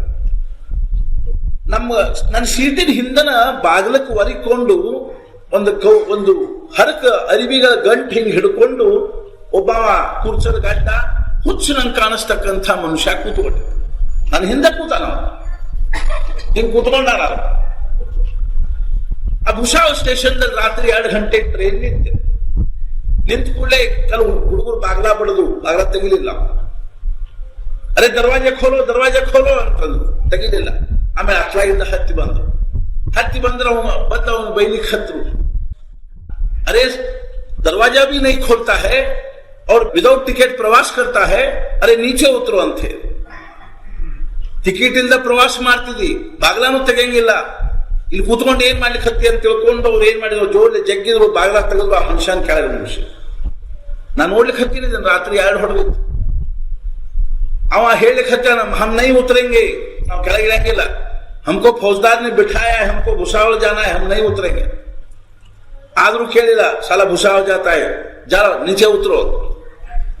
ಕೆಳಗೆ ಹೋಗೋದು ಬಿಟ್ಟು ಗಂಟು ಹೋಗಿದ್ರು, ಅವನು ಕೆಳಗೆ ಉಸಿ. ಅವ್ನು ಕೆಳಗೆ ಬಿದ್ದವನ ಆ ಗಂಟು ತಗೊಂಡು ಆ ಪ್ಲಾಟ್ಫಾರ್ಮ್ ಮೇಲೆ ಹಿಂಗ ಅಡ್ಡಾಡ್ಲಿಕ್ಕೆ ಹತ್ತಾರ. ಸಾಲೋನೆ ಮೇರೆ ಕೋ ನೀಚೆ ಉತಾರ್ ದಿಯಾ, ದೇಖೂಂಗ ಕೈಸೆ ಗಾಡಿ ಜಾಯಿಗೆ. ಕೆಳಗೆ ಮುಗಿಸ್ಬಿಟ್ಟ, ನಾನು ಕೆಳಗೆ ಕೆಡವ್ಯಾರ, ಈ ಗಾಡಿ ಹೆಂಗ್ ಹೋಗ್ತದ ನೋಡ್ತೀನಿ ಅಲ್ಲಿ ಹತ್ತಾರ. ಅವಾಗ ಈ ಹುಡುಗರಲ್ಲಿ ಹತ್ತಿರು, ಸಲ ಶಾಪ್ ದೇತಾಯಿ ಶಾಪ್ ಅಂತ, ಶಾಪ್ ಕೊಡ್ತಾನೆ, ಶಾಪ್ ದೊಡ್ಡ ಹುಡುಗತೆ. ಅವ್ ಹಿಂಗ ಅಡ್ಡಾಡ್ಲಿಕ್ಕೆ ಹತ್ತಾನೆ. ಅಷ್ಟೊತ್ತಿಗೆ ಗಾರ್ಡ್ ಏನ್ ಮಾಡಿದ ಅಂದ್ರೆ ಸೀಟಿ ಊದಿದ, ಹಸಿರು ಲೈಟ್ ತೋರಿಸಿದ, ಡ್ರೈವರ್ನು ಸೀಟಿ ಬಾರಿಸಿದ. ಮಜಾ ಏನು ಅಂದ್ರೆ ಗಾಡಿ ಸ್ಟಾರ್ಟ್ ಆಗ್ಯದ, ಖರೆ ಗಾಡಿ ಮುಂದಕ್ಕೆ ಹೋಗವಲ್ತ. ನಾವು ಕಣ್ಮುಟ್ಟ ನೋಡ್ಲಿಕ್ಕೆ ಹತ್ತೀವಿ ಇದನ್ನ. 5 ನಿಮಿಷ 10 ನಿಮಿಷ 15 ನಿಮಿಷ ಗಾಡಿ ಮುಂದಕ್ಕೆ ಹೋಗವಲ್ತ. ನಮ್ ಜೊತೆಗಿದ್ದವ್ರಿಗೆ ಹೇಳಿದೆ, ನೋಡ್ರಿ ಇಲ್ಲಿ ಹೆಂಗ ಇವ ಅವ್ನು ಹುಚ್ಚರಂಗ ಹಿಂಗ ಅಡ್ಡಾಡ್ಲಿಕ್ಕೆ ಹತ್ತಾನ ಪ್ಲಾಟ್ಫಾರ್ಮ್ ಮೇಲೆ. ಗಾಡಿ ಕೈಸಿ ಜಾಯಿಗೆ ದೇಖೇಗೆ. 15 ನಿಮಿಷ ಆಯ್ತು, ಯಾವಾಗ ಗಾಡಿ ಮುಂದೆ ಹೋಲಿಲ್ಲೋ ಗಾಲ್ ಇಳಿದು ಬಂದ. ಅಷ್ಟೊತ್ತಿಗೆ ಡ್ರೈವರ್ನು ಇಳಿದು ಬಂದ. ಅವ್ ಗಾಲ್ ಡ್ರೈವರ್ ಕೇಳಲಿಕ್ಕೆ ಹತ್ತಾನ, अरे साहब गाड़ी क्यों नहीं चला रहे हो? अरे साहब इंजन चालू है लेकिन गाड़ी आगे नहीं बढ़ रही, मैं क्या करूं? इंजन चालू अद गाड़ी ಮುಂದಕ್ಕೆ ಹೋಗಲ್ಲ. अरे क्या मजाक करते, गाड़ी चलाओ, देर हो जाएगी.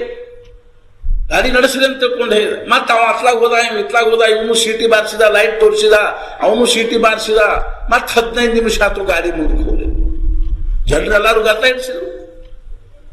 ಕೊನೆಗೆ ಅವನು ಇಳಿದು ಬಂದ, ಇವನು ಇಳಿದು ಬಂದ. ಮಜಾ ಏನು ಅಂದ್ರೆ ನಮ್ಮ ಕಂಪಾರ್ಟ್ಮೆಂಟ್ ಮುಂದೆ ಇಬ್ರು ಸೇರಿದ್ರು, ಒಂದಿಷ್ಟು ಮಂದಿನೂ ಅವನ ಸುತ್ತಲೂ ಸೇರಿದ್ರು.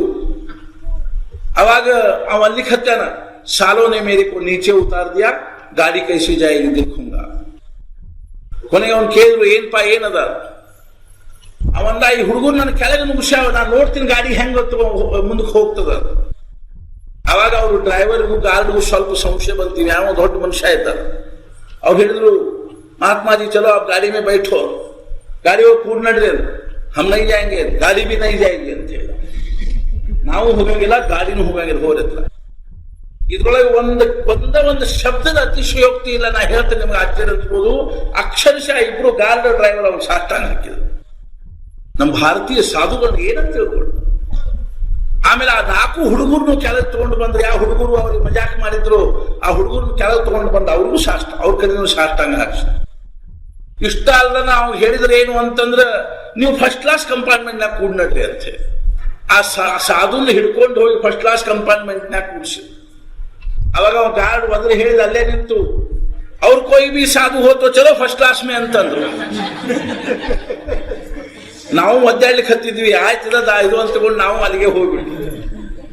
ಅವಾಗ ಗಾಡಿ ಮುಂದೆ ಹೋತು. ಯಾವ್ಯಾವ ರೂಪದೊಳಗೆ ಯಾವ್ಯಾವ ಸತ್ಪುರುಷರು ಇರ್ತಾರೋ ಹೇಳಲಿಕ್ಕೆ ಮಹಾರಾಜ್ ಹೇಳ್ತಿದ್ರು, ಯಾವ ಹುತ್ತೊಳಗೆ ಎಂಥ ಹಾಮದ ಹೇಳಲಿಕ್ಕೆ ಆಗಂಗಿಲ್ಲ. ನಾವು ಹಂಗೆ ಯಾರ ವಿಷಯದಲ್ಲಿಯೂ ಹಂಗೆ ಇದನ್ನ ತಿಳ್ಕೊಳಿಕ್ ಹೋಗ್ಬಾರ್ದು, ಇರ್ಕೊಳ್ತಾರೆ. ನಾ ಯಾಕೆ ಹೇಳಲಿಕ್ಕೆ ಹತ್ತೀನಿ ಅಂತಂದ್ರೆ, ಸತ್ಪುರುಷರಲ್ಲಿಯೂ ಸಹಿತ ಇಂಥವ್ರು ಸತ್ಪುರುಷ ಇರ್ತಾರೆ. ನಾ ಅನೇಕ ನಮೂನಿ ಸತ್ಪುರುಷರು ನೋಡಿದ್, ನಿಮ್ಗೆ ಹೇಳಿದ ಆಶ್ಚರ್ಯ, ಬರೀ ಅವ್ರದ್ದೇ ಹೇಳ್ಕೊತವ್ರು ತೆಗೆದ ತನಕ ಅವ್ರದಾಗ ಅಷ್ಟು ನಮೂನಿ ಸತ್ಪುರುಷರು ಇರ್ತಾರೆ. ಒಬ್ಬೊಬ್ರು ಒಂದೊಂದು ನಮೂನಿ ಇರ್ತಾರೆ. ನಾಶಿಕದ ಹತ್ರ ತ್ರಂಬಕೇಶ್ವರ ಅಂತದ. ಆ ತ್ರಂಬಕೇಶ್ವರದಲ್ಲಿ ಕುಶಾವರ್ತ ಅಂತ ತಿಳ್ಕೊಂಡು ಒಂದು ಹೊಂಡದ. ಪ್ರತಿ ಸೋಮವಾರ ದಿವಸ ಆ ದ್ರೋಣ ಬ್ರಹ್ಮಗಿರಿ ಅಂತ ತಿಳ್ಕೊಂಡು ಒಂದು ಪರ್ವತದ. ಆ ಪರ್ವತದಿಂದ ಒಬ್ಬ ಸಾಧು ಬರ್ತಾನೆ. ಅವನ ಭಕ್ತರಿದ್ದಾರೆ ಕೆಲವರು. ಅವ್ರು ಏನ್ ಮಾಡ್ತಾರಂದ್ರೆ, ಅವನ ಸಲುವಾಗಿ ಹಣ್ಣು, ಖಜ್ಜೂರು, ಶೇಂಗಾಕಾಳು, ಬೆಲ್ಲ ತಗೊಂಡ್ಬಂದಿರ್ತಾರೆ. ಅದನ್ನೆಲ್ಲ ಗಂಟು ಕಟ್ಕೋತಾನ ಆ ಸಾಧು. ಗಂಟು ಕಟ್ಕೊಂಡು ತಲೆ ಮೇಲೆ ಇಟ್ಕೊಂಡು ತನ್ನ ಎಲ್ಲಿ ಹೋಗ್ತಾನೋ ಎಲ್ಲಿರ್ತಾನೋ ಯಾರಿಗೂ ಗೊತ್ತಿದೆ.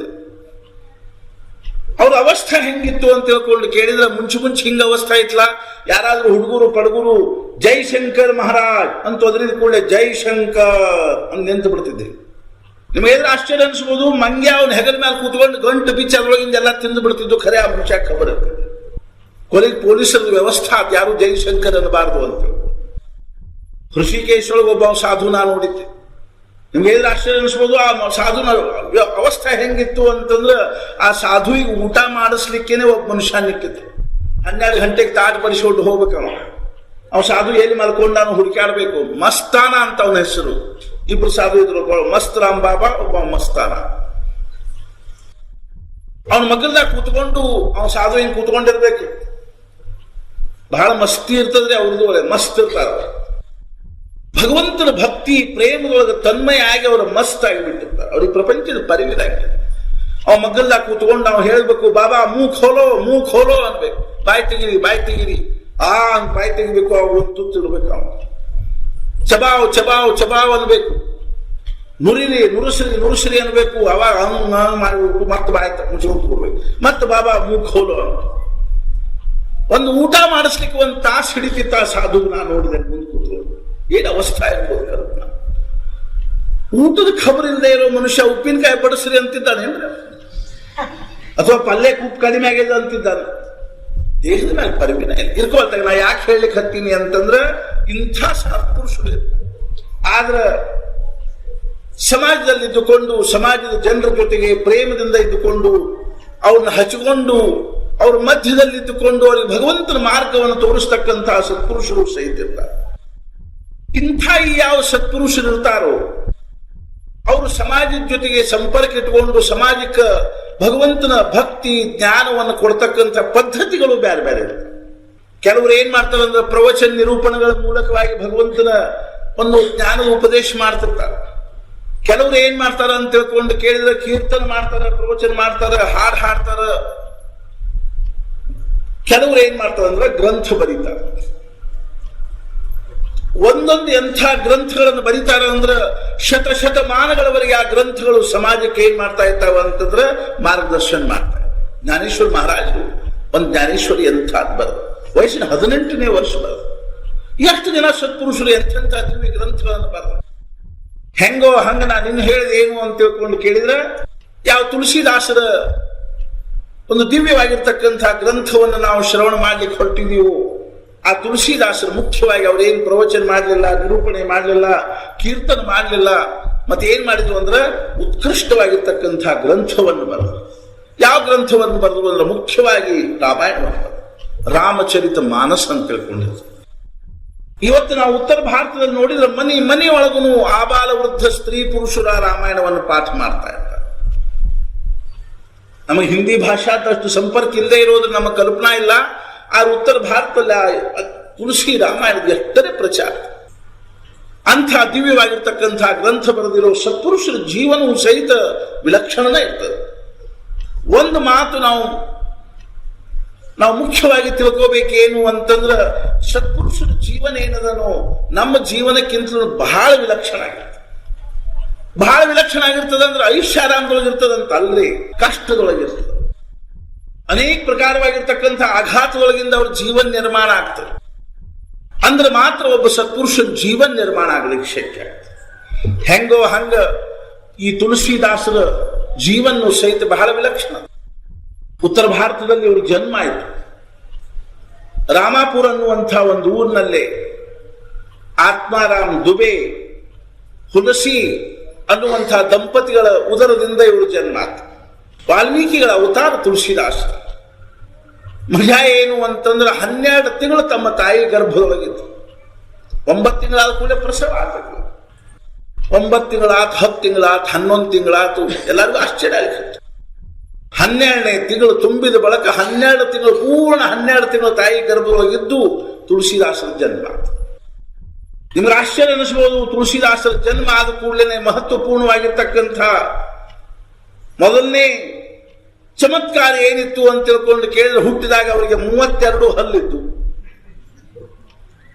ಹುಟ್ಟಿದಾಗ 32 ಹಲ್ಲಿದ್ದು ರೀ. ಹೆಣ್ಮಕ್ಳಿಗೆ ಆಶ್ಚರ್ಯ ಆಯ್ತು. ಹತ್ತಿರದವರಿಗೆ ಇದೇನು ದೆವ್ವೋ ರಾಕ್ಷಸೋ ಏನು ಅಂತ. ಆಮೇಲೆ ಎರಡನೇದ್ದು ಏನು ಅಂದ್ರೆ ಮೂಲಾ ನಕ್ಷತ್ರದಾಗ ಹುಟ್ಟಿದ್ರು. ಮೂಲಾ ನಕ್ಷತ್ರದಾಗ ಹುಟ್ಟುವುದು ಅಂದ್ರೆ ತಂದೆ ತಾಯಿಗೆ ಒಂದು ಅಭಿಶಾಪ ಇದ್ದಂಗನ. ಆಮೇಲೆ ಮೂರನೇದು ವೈಶಿಷ್ಟ್ಯ ಏನಿತ್ತು ಅಂತಂದ್ರೆ ಹುಟ್ಟಿದ ಕೂಡಲೇ ಅಳ್ಳಿಲ್ಲ, ಕರೀಲಿಲ್ಲ, ರಾಮ್ ರಾಮ್ ಅಂದ್ಬಿಟ್ಟು. ಹುಟ್ಟಿದ ಕೂಡಲೇ ರಾಮ್ ರಾಮ್. ಈ ಮೂರು ಲಕ್ಷಣ ನೋಡಿ ಸುತ್ತಲೇ ಇರೋ ಮಂದೆಲ್ಲ ಏನಂದ್ರು ಅಂದ್ರ ಇದೇನು ಮನುಷ್ಯ ಅಲ್ಲಿ ಯಾವುದೋ ಒಂದು ದೈತ್ಯ ಹುಟ್ಟಿ ಬಂದದ ಅಂತ, ಏನೋ ಒಂದು ಪಿಶಾಚ್ ಹುಟ್ಟಿ ಬಂದದ, ದೇವ್ ಹುಟ್ಟಿ ಬಂದದ ಅಂತ. ಹಲ್ಲು ಇರೋದಂದ್ರೆ ಏನ್ರಿ? 32 ಹಲ್ಲು ಹೊಟ್ಟೆಗಣ ಇರೋದು ಅಂದ್ರೆ ಏನು? ಎಲ್ಲ ಮಂದೆಲ್ಲ ಅವ್ರ ಅಪ್ಪ ಹೇಳಲಿಕ್ಕೆ ಹತ್ತು ಇದನ್ನು ಮುಗಿಸ್ಬಿಡಿದ್ರು. ಇಲ್ಲಾದ್ರೆ ಮನೆಗಿದ ಇದು ಕಾಡ್ತದ, ಪೀಡಾ ಆಗ್ತದೆ. ನೋಡ್ರಿ, ಸತ್ಪುರುಷರ ಜನ್ಮದಿಂದಲೂ ಶುರು ಆಗಿಬಿಡುತ್ತೆ ಅವ್ರ ಬಗ್ಗೆ. ಹುಟ್ಟಿದ ಕೂಡಲೇ ಶುರು ಆತು.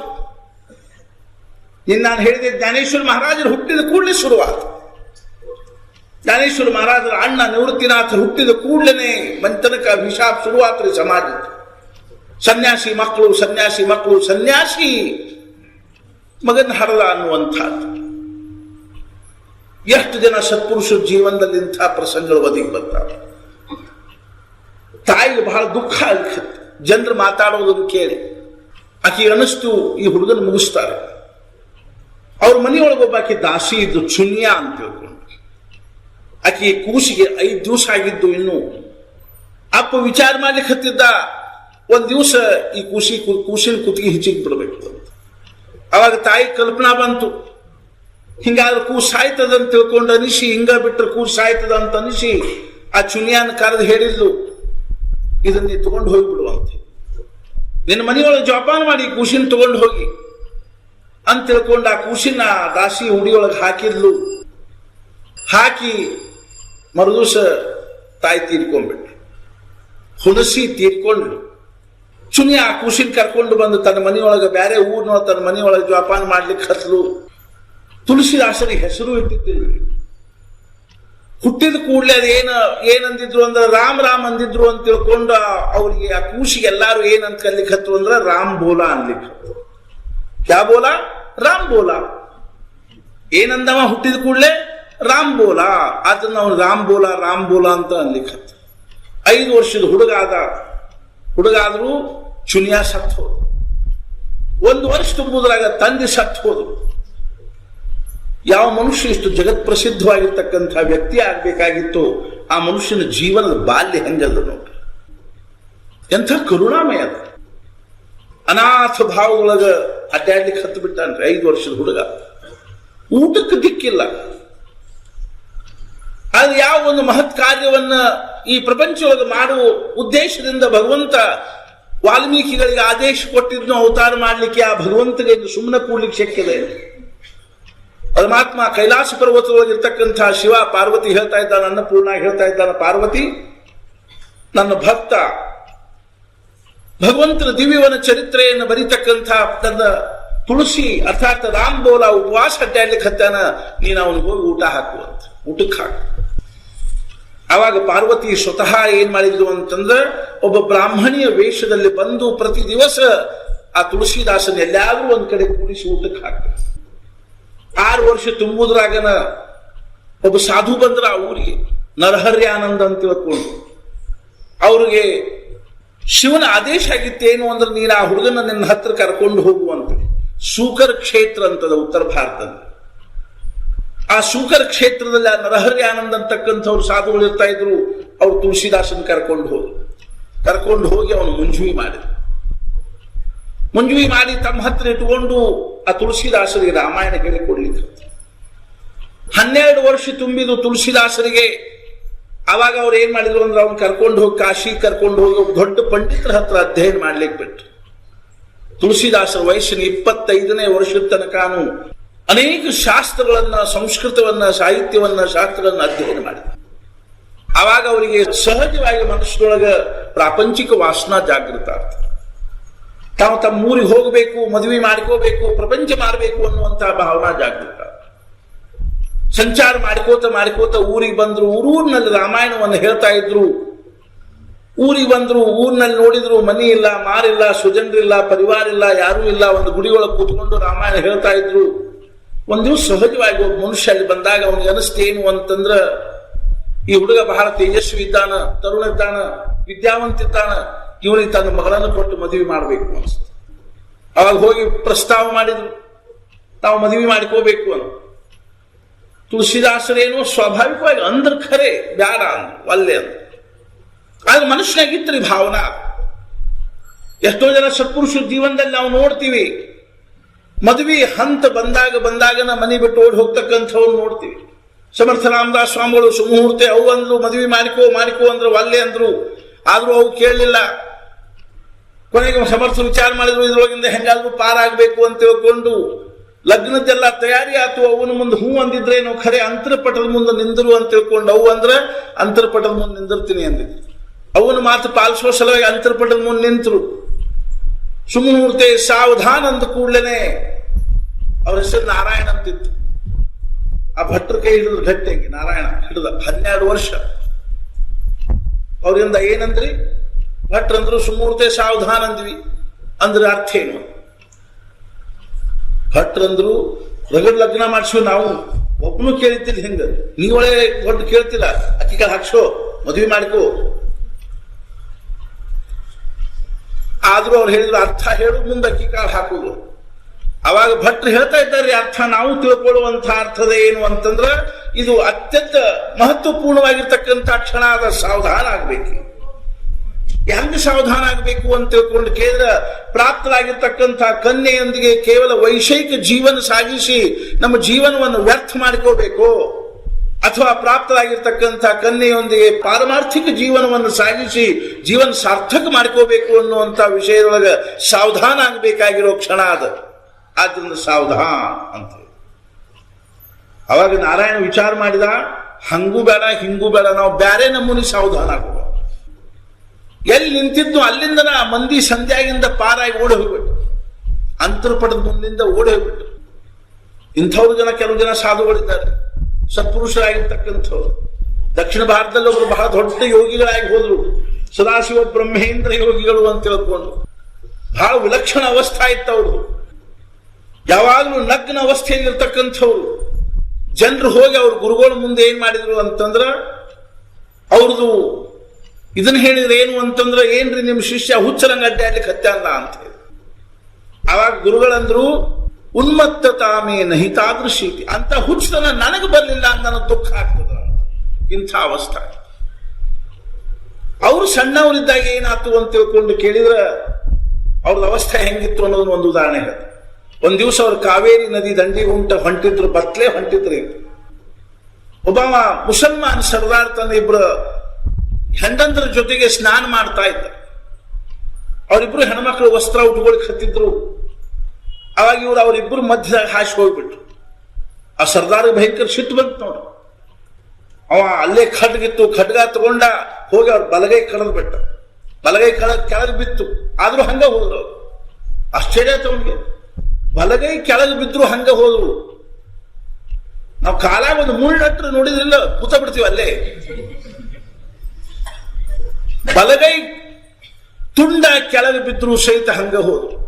ಅವಾಗ ಆಶ್ಚರ್ಯ ಆಯ್ತು. ಹಂಗಾರೆ ಇವ್ರು ಯಾರೋ ದೊಡ್ಡ ಫಕೀರ್ ಇರ್ಬೋದು. ಆ ಕೈಯಾಗಿ ಹಿಡ್ಕೊಂಡು ಮುಂದ್ಕೂತ ಹೋದವ. ಅವ್ರ ಮುಂದೆ ಹೋಗಿ ನಮಸ್ಕಾರ ಮಾಡಿದ. ಅವ್ರಿಗೆ ಹೇಳ್ತಾ ಇದ್ದಾನ, ಮಾಫ್ ಕರ್ನಾ, ಮೈ ಬಂದಾ ಹೂಂ, ಆಪ್ಕಾ ಗುಲಾಮ್ ಹೂಂ, ಗಲ್ತಿ ಹೋ ಗई. और खबर ही लगे, क्या हो गया? मैं आपका हाथ तोड़ दिया है. कहाँ है? यहाँ है, लगाओ ಅಂತ ಹಿಂಗ ಹಚ್ಚಿಬಿಟ್ಟ. ಮತ್ತೆ ಹಚ್ಚಿಬಿಡ್ತು, ಹೋಗ್ಬಿಟ್ರಂತ. ಇಂಥ ಅವಸ್ಥೆ ಆಯ್ತು. ಅವರು 12 ವರ್ಷದವರಿದ್ರು, ಸಣ್ಣವರಿದ್ರು. ಸತ್ಪುರುಷರ ಜೀವನದಲ್ಲಿ ಹೆಂಗ್ ಕ್ರಾಂತಿ ಆಗ್ತದೆ ಹೇಳ್ತಿಲ್ಲ. 12 ವರ್ಷದವರಿದ್ದಾಗ ಒಂದ್ ದಿವಸ ಆಟ ಆಡಿ ಬಂದ್ರು. ಮಧ್ಯಾಹ್ನ 12 ಗಂಟೆ ಮನೆಗೆ ಬಂದ್ರು. ಅವ್ರವ್ವಂದ್ರು, ಅವ್ವ ಹಸಿಯಾಗಿದೆ, ಊಟಕ್ಕೆ ಹಾಕ. ಅಡಿಗೊಳೆ ಭರ್ಜರಿ ನಡೆದಿತ್ತು. ಅವು ಅಂದ್ರು, ಈ ಸದ್ಯ ಏನು ಊಟಕ್ಕೆ ಹಾಕಂಗಿಲ್ಲಪ್ಪ, ಆಮೇಲೆ ಹಾಕ್ತೀನಿ. ಅವನ ಹಸಿವು ಭಾರ ಊಟಕ್ಕೆ ಹಾಕ. ಅವು ಅಂದ್ರು, ಈ ಸದ್ಯ ಏನು ಹಾಕಂಗಿಲ್ಲ ಅಂತ ಹೇಳಿಲ್ಲ. ಯಾಕೆ ಹಾಕಂಗಿಲ್ಲ? ಮನೆಗೆ ಅತಿಥಿಗಳು ಬರೋರಿದ್ದಾರೆ, ಅವ್ರದೆಲ್ಲ ಊಟ ಆದ್ಬೇಕು, ನೀನು ಊಟಕ್ಕೆ ಹಾಕ್ತೀನಿ. ಅವಂತ ಅಂಥವ್ರು ಯಾರು ಬರೋರಿದ್ದಾರೆ? ನಿನಗೆ ಹುಡುಗಿನ ತೋರಿಸ್ಲಿಕ್ಕೆ ಬರೋರಿದ್ದಾರೆ, ಕನ್ಯಾ ತೋರಿಸ್ಲಿಕ್ಕೆ ಬರೋರಿದ್ದಾರೆ ನಿನಗ. ಹಾ ಅಂದ. ವಿಚಾರ ಮಾಡಿದ್ ನೋಡ್ರಿ ಹುಡುಗವ, 12 ವರ್ಷದ ಅವಸ್ಥಾ. ಇನ್ನೂ ಆ ಹುಡುಗಿ ಮನ್ಯಾಗ ಕಾಲಿಟ್ಟಿಲ್ಲ, ಹಸು ಹೊಟ್ಟಿಗೆ ಊಟ ಸಿಗುವಲ್ತ ನನಗೆ. ಒಳಗೆ ಬಂದ್ರೆ ಏನಾದಿತ್ತು ಅಂತ ಹಿತ್ತಲ ಬಾಗಲಿ ಓಡಿ ಹೋಗೇ ಬಿಟ್ಟ. ಅವ್ ಸುಮ್ಮನೆ ಕೇಳಿ ಹುಡುಗ್ರಿ, ನಾವೆಲ್ಲ ಹಿಂಗೆ ಮಾಡ್ಲಿಕ್ಕೆ ಹೋಗ್ಬಾರ್ದು, ಮತ್ ನಮ್ಗೆ ಆಗುದೂ ಇಲ್ಲ. ಹಿಂಗ ನೀನು ಹುಡುಗಿನ ತೋರ್ಸಿ ಬರಾಡ್ತಾರೆ ಮನ್ಯಾಗ ಹೇಳ್ಕೊಡಿ, ಹಿಂಗ ಆಗ್ಬಿಡು. ಸಂಜೆ ಕೂಟಕ್ಕೆ ನಡೀತದ ನನಗೆ, ಬರ್ಲಿ ನಾವು ಸಂಜೆ ಕೂಟ ಅದು ನಡೀತದ ನನಗೆ. ತಿಳ್ಕೊಳ್ತಾರೆ ನಾ ಯಾಕೆ ಹೇಳಲಿಕ್ಕೆ ಹತ್ತೀನಿ ಅಂತ ತಿಳ್ಕೊಂಡು ಕೇಳಿದ್ರ ರಾಮಾಯಣ ಹೇಳ್ತಾ ಇದ್ರು. ಅವ್ನ ಮನುಷ್ಯನಾಗ ಬಂತೇನು ಅಂದ್ರೆ ಇವರಿಗೆ ನನ್ನ ಮಗನ ಕೊಡಬೇಕು ಅಂತ ಬಂತು. ಹೋಗಿ ಕೇಳಿದ, ಅಲ್ಲೇ ಅಂದ್ರು. ಆದ್ರೆ ಅವ್ರಿಗೆ ಭಗವಂತನ ಆದೇಶ, ನೀನು ಅವರಿಗೆ ಮಗನ ಕೊಡು ಅಂತ. ಇಬ್ಬರಿಗೂ ಕನಸು ಬಿತ್ತು. ಆಯ್ತು ಅಂತ ತಿಳ್ಕೊಂಡು ಒಪ್ಪಿಕೊಂಡು ಮದುವೆ ಆಯ್ತು. ರತ್ನಾವತಿ ಅಂತ ತಿಳ್ಕೊಂಡು ಅವಳ ಹೆಸರು. ತುಳಸಿದಾಸರು ಪ್ರಪಂಚದಲ್ಲಿ ಬಿದ್ದರು. ಎಷ್ಟರೇ ಪ್ರೇಮ್ ಮಾಡ್ತಿದ್ರು ತಮ್ಮ ಹೆಂಡತಿನ ಅಂತ ತಿಳ್ಕೊಂಡು ಕೇಳಿದ್ರ ಒಂದು ಕ್ಷಣ ಆಕೆ ಬಿಟ್ಟಿರ್ತಿದ್ರು. ಪರಾಕಾಷ್ಠರಿ ಯಾವ್ದಾದ್ರು ಸಹಿತ ಒಂದು ಕ್ಷಣ ತಮ್ಮ ಹೆಂಡತಿನ ಬಿಟ್ಟಿರ್ತಿದ್ದಿಲ್ಲ. ಮುಂಜಾನೆ ನಡೆದ ಸಂಜೆ ತನಕ 24 ತಾಸು ಹೆಂಡತಿ ಮುಂದೆ ಬೇಕವ್ರು. ನೋಡ್ರಿ ಯಾವ ಸತ್ಪುರುಷರ ಭವಿಷ್ಯ ಇಂಥದ್ದಾಗುವುದನ್ನು, ಅಂಥವ್ರ ಜೀವನದೊಳಗ ಇಂಥವೇನಾದ್ರೂ ಆಗಿ ಅದು ಪರಾಕಾಷ್ಠಕ್ಕಾದಾಗನ ಕ್ರಾಂತಿ ಆಗ್ತದೆ. ವರ್ಷ ಆತು, 1.5 ವರ್ಷ ಆತು, 2 ವರ್ಷ ಆತು. ಒಂದು ದಿವಸ ತವ್ರ ಮನೆಗೆ ಕಳಿಸಿದ್ದಿಲ್ಲ ಆಕೆ. ತವ್ರ ಮನೆಯವ್ರು ಬರಬೇಕು, 1-2 ದಿವಸ ಕರ್ಕೊಂಡು ಬಿಡಂಗಿಲ್ಲ ಅಂತ, ಕಳ್ಸಂಗಿಲ್ಲ. ಕಡೆಗೆ ಒಂದು ದಿವಸ ತುಳಸಿದಾಸರ ಮನೆಯಾಗ ಇಲ್ದಾಗ ಆ ರತ್ನಾವಲಿ ಅಣ್ಣ ಬಂದು ಆಕಿನ ಕರ್ಕೊಂಡು ಹೋಗ್ಬಿಟ್ಟು ಮನೆಗೆ ಬಂದು ನೋಡ್ತಾರ, ಇಲ್ಲೇ ಇಲ್ಲ. ಗಾಬರಿ ಆದ್ರು. ರಾತ್ರಿ ಆಗಿತ್ತು, ಮಳೆ ಬರ್ಲಿಕ್ಕೆ ಹತ್ತಿತ್ತು. ಗಾಬರಿ ಆದ್ರು. ಎಲ್ಲಿ ಹೋದ್ರಂತ ಎಲ್ಲಾ ಕಡೆ ಕೇಳಿದ್ರು. ಯಾರೋ ಹೇಳಿದ್ರು ತವ್ರ ಮನೆಗೆ ಹೋದ್ ಅಂದ್ರು. ತವ್ರ ಮನೆಗೆ ಹೋದ್ಲ, ಬಿಡಂಗಿಲ್ಲ ಅಂತ ತಿಳ್ಕೊಂಡು ಓಡ್ಲಿಕ್ಕೆ ಹತ್ತರಿ. ತವ್ರ ಮನೆ ದಾರಿ ನಡ್ಕೊಂಡು ನದಿ ಇತ್ತು, ಅದನ್ನ ಪಾರಾಗ ಅಷ್ಟಾಗ ಹೋಗ್ಬೇಕಾಗಿತ್ತು. ಹೋಗಿ ನೋಡಿದ್ರು ಮಹಾಪೂರ್ ತುಂಬಿ ಹಲ್ಲಿಕ್ಕೆ ಹತ್ತಿತ್ತು. ಹೆಂಗ್ ದಾಟಬೇಕು ಅನ್ನೋದಕ್ಕೇನೋ ಒಂದು ಕೊಟ್ಟದ ಅಂತ ಅದೇನೋ ಅಂತ ತಿಳ್ಕೋದು ಬಂದು ಕತ್ಲ್ಯಾಗ. ಅವಾಗ ಅವ್ರಿಗೆ ಅನಿಸ್ತು ಏನು ಅಂದ್ರ, ಎಷ್ಟರೇ ಭಗವಂತ ಅನುಕೂಲ ಮಾಡಿಕೊಟ್ಟಪ್ಪ ಅಂತ ತಿಳ್ಕೊಂಡು ಅದು ಜಿಗತ್ ತೆಕ್ಕಿ ಬಿದ್ರು. ಅದನ್ನ ಅವ್ರಿಗೆ ಅಟ್ಲಾಗಿನ ದಾಂಡಿಗೆ ಹೋತರು. ದಾಂಡಿಗೆ ಹೋದ ಕೂಡಲೇ ಅಟ್ಲಾಗ ದಾಂಡಿಗೆ ಯಾರು ಹೋಗೋರು ಅದನ್ನ ನೋಡ್ತಾರದು ಏನ, ಅದಕ್ಕೆ ತೆಕ್ಕಿ ಬಿದ್ದುಬಿಟ್ಟ. ಮೋಹ ಎಷ್ಟು ವಿಚಿತ್ರ ಇರ್ತದ, ಕಲ್ಪನಾನೇ ಇಲ್ಲ ಅವ್ರಿಗೆ ಪಾಪ. ಹಂಗ ಹೋದ್ರು, ಮನಿಗೆ ಹೋದ್ರು ಎಲ್ಲ ಕತ್ಲಿ ಗಮಿ. 2 ಅಂತಸ್ತಿನ ಮನಿ ಅದು. ಮ್ಯಾಲ ಮಲ್ಕೊಂಡಿರ್ತಾಳ ಖಾತ್ರಿ ಗೊತ್ತಿತ್ತವರಿಗೆ. ಮ್ಯಾಲ ಹತ್ತುದು ಹೆಂಗೆ, ಹೋಗುದು ಹೆಂಗೆ ನೋಡಿದ್ರು ಒಂದು ಹಗ್ಗದಂಗೆ ಏನೋ ಜೋತಾಡ್ಲಿಕ್ಕೆ ಹತ್ತಿ. ಕಲ್ಪನಾ ಅಲ್ರಿ ಇದು, ಘಟನಾ ಅದ. ಹಗ್ಗದಂಗೆ ಏನೋ ಜೋತಾಡ್ಲಿಕ್ಕೆ ಹತ್ತಿತ್ತು ಅನಿಸ್ತೀವು. ಏನ್ ತನ್ನ ಮ್ಯಾಲ ಇರ್ತಾರೆ. ರಾತ್ರಿ ಅಪರಾತ್ರಿ ಬಂದ್ರೆ ಮ್ಯಾಲ ಹತ್ತಿ ಬರ್ಲಿಕ್ಕೆ ಅನುಕೂಲ ಆಗಲಿ, ಬಾಗ್ಲ ಪಡೆದ ಆವಾಜ್ ಮಾಡೋದು ಬೇಡ ಅಂತ ತಿಳ್ಕೊಂಡು ಹಗ್ಗ ಜೋತ್ ಬಿಟ್ಟಾಳ ಅಂತ ತಿಳ್ಕೊಂಡು ಗಟ್ಟಿ ಅದನ್ನ ಹಿಡ್ಕೊಂಡು ಮ್ಯಾಲ ಹತ್ತಿ ಒಳಗೆ ಹೋದ್ರು. ಎಬ್ಸಿದ್ರು. ಗಾಬರಿ ಹೆಂಗ ಬಂದ ನೀವು ಈ ರಾತ್ರಿ ಒಳಗೆ? ಅವ್ರಂದ್ರು, ನಿನ್ನ ಪ್ರೀತಿ ನೋಡ್ ನನಗೆ ಬಹಳ ಸಂತೋಷ. ಯಾಕ ನೋಡಲ್ಲ ಅನ್ಸರ ಮ್ಯಾಲ ಹತ್ತಿ ಬರ್ಲಿಕ್ಕೆ ಹಗ್ಗ ಜೋತ್ ಬಿಟ್ಟಿಯದು.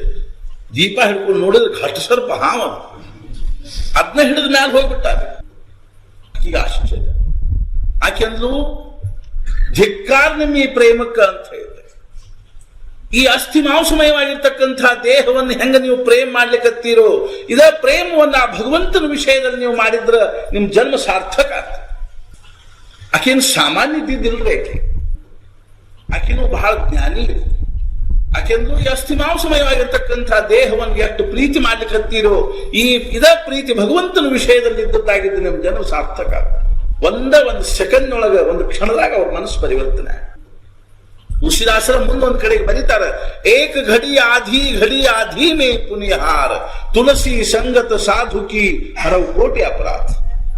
ಸತ್ಪುರುಷರ ಸಹವಾಸ ಒಂದು ಕ್ಷಣ ಸಿಕ್ಕರು ಸಾಕು, ಒಬ್ಬೊಬ್ಬರ ಜೀವನದಲ್ಲಿ ಕ್ರಾಂತಿ ಆಗಿಬಿಡುತ್ತೆ. ಒಂದು ಕ್ಷಣದ ಸತ್ಪುರುಷರ ಸಹವಾಸದಿಂದ ಕ್ರಾಂತಿ ಆಗ್ತದೆ. ಒಬ್ಬ ದೊಡ್ಡ ಕಳ್ಳಿದ್ದ, ದರೋಡೆಖೋರಿದ್ದ. ಅಕಸ್ಮಾತ್ ಒಂದ್ ದಿವಸ ಏನಾಯ್ತು ಅಂದ್ರೆ ಒಬ್ಬ ಸತ್ಪುರುಷರ ಭೇಟಿ ಆದ. ಸತ್ಪುರುಷರ ಬಗ್ಗೆ ಗೌರವ ಇತ್ತವನು. ನಮಸ್ಕಾರ ಮಾಡಿದ. ಅವಾಗ ಅವ್ರು ಒಂದ ಮಾತು ಹೇಳಿದ್ರು, ನೋಡಪ್ಪ ನೀ ಏನಿದ್ದಿ ನನಗೆ ಗೊತ್ತದ, ನಿನ್ನ ಉದ್ಧಾರ ಆಗ್ಬೇಕು ಅನ್ನೋ ಕಳಕಳಿ ಇದೆ ನನಗೆ. ಆದ್ರಿಂದ ನಿನ್ನ ಖರೆ ನನ್ನ ಬಗ್ಗೆ ಪ್ರೇಮ ಇದ್ರ, ನಿನಗೆ ಉದ್ಧಾರ ಆಗ್ಬೇಕು ಅನ್ನೋ ಅಪೇಕ್ಷೆ ಇದ್ರೆ ಒಂದು ನಾನು ಹೇಳೋ ಮಾತು ಪಾಲಿಸು. ಏನು ಅಂತಂದ್ರ, ಎಲ್ಲೇ ಯಾವುದೋ ಒಂದು ದೇವಸ್ಥಾನದೊಳಗೆ ಆರತಿ ಆಗ್ತಿತ್ತು ಅಂದ್ರ, ಘಂಟಾನಾದ ಕೇಳಿಸ್ತೀವಿ ಅಂದ್ರ ನೀನು ಎಲ್ಲಿದ್ರು ಬಿಟ್ಟು ಏನ್ ಮಾಡ್ತಿದ್ರು ಬಿಟ್ಟು ಹೋಗಿ ಆ ದೇವ್ರ ಮುಂದಿಂದ್ರು ಅವಂದ ನಾ ಪಾಲಿಸ್ಲಿಲ್ಲ. ಒಂದ್ ದಿವಸ ಅವ ಏನ್ ಮಾಡಿದ ಅಂದ್ರೆ ಒಬ್ಬ ರಾಜನ ಪಾಗಾದೊಳಗೆ ಹೊಕ್ಕು ಒಂದು ಉತ್ತಮ ಕುದುರೆ ತುಡುಗು ಮಾಡಿದ. ಅಗ್ದಿ ಅದು ಅರಬ್ಬಿ ಕುದುರೆ ಅದು ತುಡುಗು ಮಾಡಿ ಆ ಕುದುರೆ ಮೇಲೆ ಕೂತು ಹೊಂಟಾನ. ಬಿಳಿ ಕುದುರೆ ಇತ್ತು. ದಾರಿ ಒಳಗೆ ಹೋಗ್ತಾ ಇರುವಾಗ ಒಂದು ದೇವಸ್ಥಾನದಲ್ಲಿ ಆರತಿ ನಡೆದದ್ದು ಕೇಳಿಸ್ತೇವನು. ಕೇಳಿಸಿದ ಕೂಡ ಆ ದೇವಸ್ಥಾನ ಕಡೆಗೆ ಹೊಳಿದ್ರಿ ಹತ್ರ ಹೋದ ಕುದುರೆ ಒಂದು ಗಿಡಕ್ಕೆ ಕಟ್ಟಿದ. ಅಷ್ಟೊತ್ತಿಗೆ ಏನಾಯ್ತು ಅಂದ್ರೆ ಹಿಂದಿಂದ ಆ ರಾಜನ ಸೇವಕರು ಬೆನ್ನು ಹತ್ತೇ ಬಿಟ್ಟಿದ್ರು. ಕುದುರೆ ತಗೊಂಡು ಬೆನ್ನು ಹತ್ತೇ ಬಿಟ್ಟಿದ್ರು. ಬಡ ಬಂದು ಭಗವಂತರ ಮುಂದೆ ಕೈ ಮುಕ್ಕೊಂಡು ನಿಂತು ಬಿಟ್ಟ. ಶ್ರದ್ಧೆಯಿಂದ ನಿಂತಾರ. ಅವನಿಗೆ ಖಬರಿಲ್ಲ, ಕಲ್ಪನಾ ಇಲ್ಲ. ಹಿಂದಿಂದ ರಾಜ ಸೇವಕರು ಬೆನ್ನು ಹತ್ತಾರ ಅನ್ನೋ ಕಡೆಗೂ ಲಕ್ಷ್ಯ ಇಲ್ಲ. ಸಾಧುವಿನ ಮಾತನ್ನ ಪಾಲಿಸಬೇಕು ಅನ್ನುವಂತಹ ಭಾವದಿಂದ ಶ್ರದ್ಧಾ ಬೇಕ್ರಿ. ನಮಗೆ ಸತ್ಪುರುಷರ ವಿಷಯದಲ್ಲಿ ಶ್ರದ್ಧಾ ಬೇಕು. ನಾವು ತರ್ಕ ಮಾಡ್ತೀವಿ, ನಾವು ನಮ್ಮ ಬುದ್ಧಿ ಓಡಿಸ್ಲಿಕ್ಕೆ ಪ್ರಯತ್ನ ಮಾಡ್ತೀವಿ. ಆದ್ರಿಂದ ಏನಾಗ್ತದೆ ಅಂತಂದ್ರೆ ಅವರಿಂದ ನಮಗೆ ಯಾವ ರೀತಿಯಾಗಿರ್ತಕ್ಕಂಥ ಒಂದು ಫಲ ಸಿಗಬೇಕು, ಅನುಭವ ಸಿಗಬೇಕು, ಸಿಗಂಗೆ. ಒಂದು ಉದಾಹರಣೆ ಹೇಳ್ತೀನಿ, ಶ್ರದ್ಧಾ ಹೆಂಗಿರಬೇಕು ಅನ್ನೋ ವಿಷಯ. ಒಬ್ಬ ರಾಜ ಇದ್ದ, ಅವನಿಗೊಬ್ಬ ಗುರು ಇದ್ದ. ಆ ಗುರುವಿನ ವಿಷಯದಲ್ಲಿ ಅದ್ದಿ ಅವನಿಗೆ ಬಹಳ ಒಂದು ಭಕ್ತಿ ಇತ್ತು. ಗುರು ಬೇರೆ ಯಾವುದೋ ಊರದಲ್ಲಿ ಇರ್ತಿದ್ರು. ಒಂದು ಸಂಚಾರ ಮಾಡ್ಕೋತ ರಾಜನ ಕಡೆ ಬರ್ತಾರೆ. ರಾಜನ ಮನೆಗೆ ಬಂದ್ರು. ರಾಜಾಗ ಬಹಳ ಸಂತೋಷ ಆಯ್ತು. ಬಹಳ ದಿವಸದ ಅವನ ಮನಸ್ಸಿನಾಗ ಏನ್ ವಿಚಾರ ಇತ್ತು ಅಂದ್ರೆ ಗುರುಗಳಿಂದ ಏನಾದ್ರೂ ಒಂದು ಸಾಧನೆಯನ್ನು ಕೇಳಿಕೊಂಡು ಆ ಸಾಧನೆ ಮಾಡಬೇಕು ಅನ್ನುವಂಥ ಭಾವ. ಸಂತೋಷ ಆಯ್ತು. ನಮಸ್ಕಾರ ಮಾಡಿದ್ರು. ಗುರು ಮಹಾರಾಜ್ ಅಂದ್ರು, ಏನ್ಪಾ ನನಗೇನಾದ್ರೂ ಒಂದು ಸಾಧನೆ ಹೇಳಿ. ಆಯ್ತು ಹೇಳ್ತೀನಿ, ನಾನು ಮುಂಜಾನೆ ಹೇಳ್ತೇನೆ. ಮರುದಿವಸ ಮುಂಜಾನೆ ಆ ರಾಜನ ಕರ್ಕೊಂಡು ಊರ್ ಹೊರಗೆ ಒಂದು ಗುಡ್ಡಿತ್ತು. ಆ ಗುಡ್ಡದ ಮೇಲೆ ಕರ್ಕೊಂಡು ಹೋಗಿ ಹೇಳಿದ್ರು, ನೋಡಪ್ಪ ಇಲ್ಲೆಲ್ಲ ಇವೇನು ಕಲ್ಲು ಬಿದ್ದಾವು, ಇವನ್ನ ಆರಿಸಿ ಕೆಳಗೆ ಒಯ್ದು ಹೋಗಿಬೇಕು ನೋಡು, ನಾ ಬರೋ ತನಕ ಅಷ್ಟು ಮಾಡುವಂತೆ. ಒಮ್ಮೆಲೆ ಹೂ ಅಂದ್ಬಿಟ್ಟ. ಆಯ್ತು ಅಂತ ಒಂದು ಸಾಧುಗಳು ಹೋಗ್ಬಿಟ್ರು. ಇವ್ ರಾಜ ಮುಂಜಾನೆ ಬರ್ಬೇಕು, ಕಲ್ಲು ಆರಿಸಿ ಕೆಳಗೆ ಒಗಿಬೇಕು. ವಿಚಾರ ಮಾಡ್ಲಿಕ್ಕೆ ಹತ್ತ ಏನ್ ಸಾಧನೆ ಇದು ಅಂತ ಅನಿಸ್ತೇವೆ. ಏನ್ ಪೂಜಾ ಅಲ್ಲ, ಪಾಠ ಅಲ್ಲ, ಜಪ ಅಲ್ಲ, ತಪ ಅಲ್ಲ, ಕಲ್ಲು ಆರಿಸಿ ಕೆಳಗೆ ಹೋಗಿ ಅಂತ ತಿಳ್ಕೊಂಡು ಹೇಳ್ಬಿಟ್ರಲ್ಪ ನಮ್ಮ ಗುರುಗಳು. ನನಗ ಸ್ವಲ್ಪ ವಿಚಾರ ಮಾಡಿ ಏನಾದ್ರೂ ಪರಮಾರ್ಥದ ಸಾಧನೆ ಹೇಳ್ಬೇಕಾಗಿತ್ತು. ಏನಿಂದ ಹೇಳಿ ಕೂತ್ಬಿಟ್ರು. ಏನಿದ್ರೊಳಗೆ ಸಾಧಿಸುವಂತಹದ್ದದ ಮನಸ್ಸು ಅಸ್ವಸ್ಥ ಆಯ್ತು. ಗುರು ಆಜ್ಞಾ ಮೀರ್ಲಿಕ್ಕೆ ಬರಂಗಿಲ್ಲ. ಮುಂಜಾನೆದ್ದು ಬರಬೇಕು, ಕಲ್ಲು ಆರಿಸ್ವತ್ ಕೂಡ್ಬೇಕು. ಸಂಜೆ ತನಕಾನು ಸಮಾಧಾನ ಇದೆ. 3 ತಿಂಗಳಾತು. ಗುರುಗಳು ಬಂದ್ರು, ರಾಜ ಹೆಂಗದಪ್ಪ, ಬೇಕಾರದದೆ ಅಂದ. ಏನ್ ಉಪಯೋಗ ಇಲ್ಲ ಸಾಧನೆ, ಏನ್ರಿ ಅಂತ. ಇನ್ನು 3 ತಿಂಗಳು ಕಲ್ಲ ಮತ್ ಹೋಗ್ಬಿಟ್ರು. ಮತ್ ಕಲ್ಲ ಹಾಕತ್ತ, ಮತ್ ಸಮಾಧಾನ ಇಲ್ಲ. ದೇವ್ರಿಲ್ಲ, ದಿಂಡ್ರಲ್ಲ, ಧರ್ಮ ಅಲ್ಲ, ಕರ್ಮ ಅಲ್ಲ, ಪೂಜಾ ಅಲ್ಲ, ಪಾಠ ಅಲ್ಲ, ಕಲ್ಲ ಆರಿಸಂತ ಏನ್ ಸಾಧನೆ ಹೇಳುವುದು. ಮತ್ 3 ತಿಂಗಳಾತು. ಮತ್ ಗುರುಗಳು ಬಂದ್ರೆ ಏನ್ಪ ಹೆಂಗ್ ನಡೆದ, ಸಮಾಧಾನ ಇದ್ರೆ ಏನ್ 3 ತಿಂಗಳಾತು ಅನಿಸ್ಲಿಕ್ಕೆ ಹತ್ತೆ. ಅವನಿಗೆ ತಗೊಂಡು ಏನ್ ಮಾಡುದು, ನನಗ ಗುರುಗಳಂತೂ ಸ್ವೀಕಾರ ಮಾಡಿವಿ ಅಂದ ಬಳಕ ನಮ್ ಬುದ್ಧಿ ನಾವ್ಯಾಕೆ ಓಡಿಸ್ಬೇಕು. ಅವ್ರನ್ನ ನಾವು ಯಾರನ್ನ ಗುರು ಅಂತೀವೋ ಅವರು ನಮ್ಗಿಂತ ಶಾಣ್ಯರಂತ ತಿಳ್ಕೊಂಡ ಗುರು ಅಂದಿರ್ತೀವಿ. ನಮ್ಗಿಂತ ಅನುಭವಿಗಳಿರ್ತಾರ, ನಮ್ಗಿಂತ ಜ್ಞಾನಿಗಳಿರ್ತಾರ ಅಂತ ತಿಳ್ಕೊಂಡು ಅವ್ರನ್ನ ಗುರು ಮಾಡುದು. ಗುರುಗಳ ನಿಮ್ಗೆ ಬುದ್ಧಿ ಸ್ವಲ್ಪ ಕಡಿಮೆ ನೋಡ್ರಿ.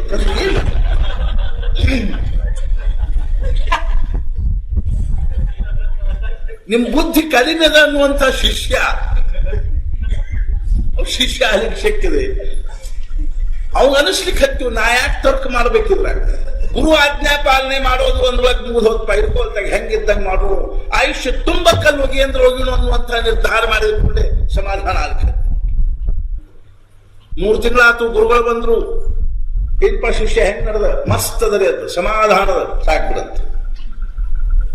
ಇದು ಗುರು ಶಿಷ್ಯರ ಮರ್ಮ. ಇದು ಗುರುಗಳು ಏನ್ ಹೇಳಬೇಕು ಅನ್ನುವಂಥದ್ದನ್ನು ಶಿಷ್ಯ ನಿರ್ಣಯ ಮಾಡೋದಿರಂಗಿಲ್ರಿ, ಶಿಷ್ಯ ಪಾಲಿಸೋದಿರ್ತದೆ. ಏಕನಾಥ್ ಮಹಾರಾಜರು ತಮ್ಮ ಸದ್ಗುರು ಶೋಧ ಮಾಡ್ಲಿಕ್ಕೆ ಹೋದ್ರು.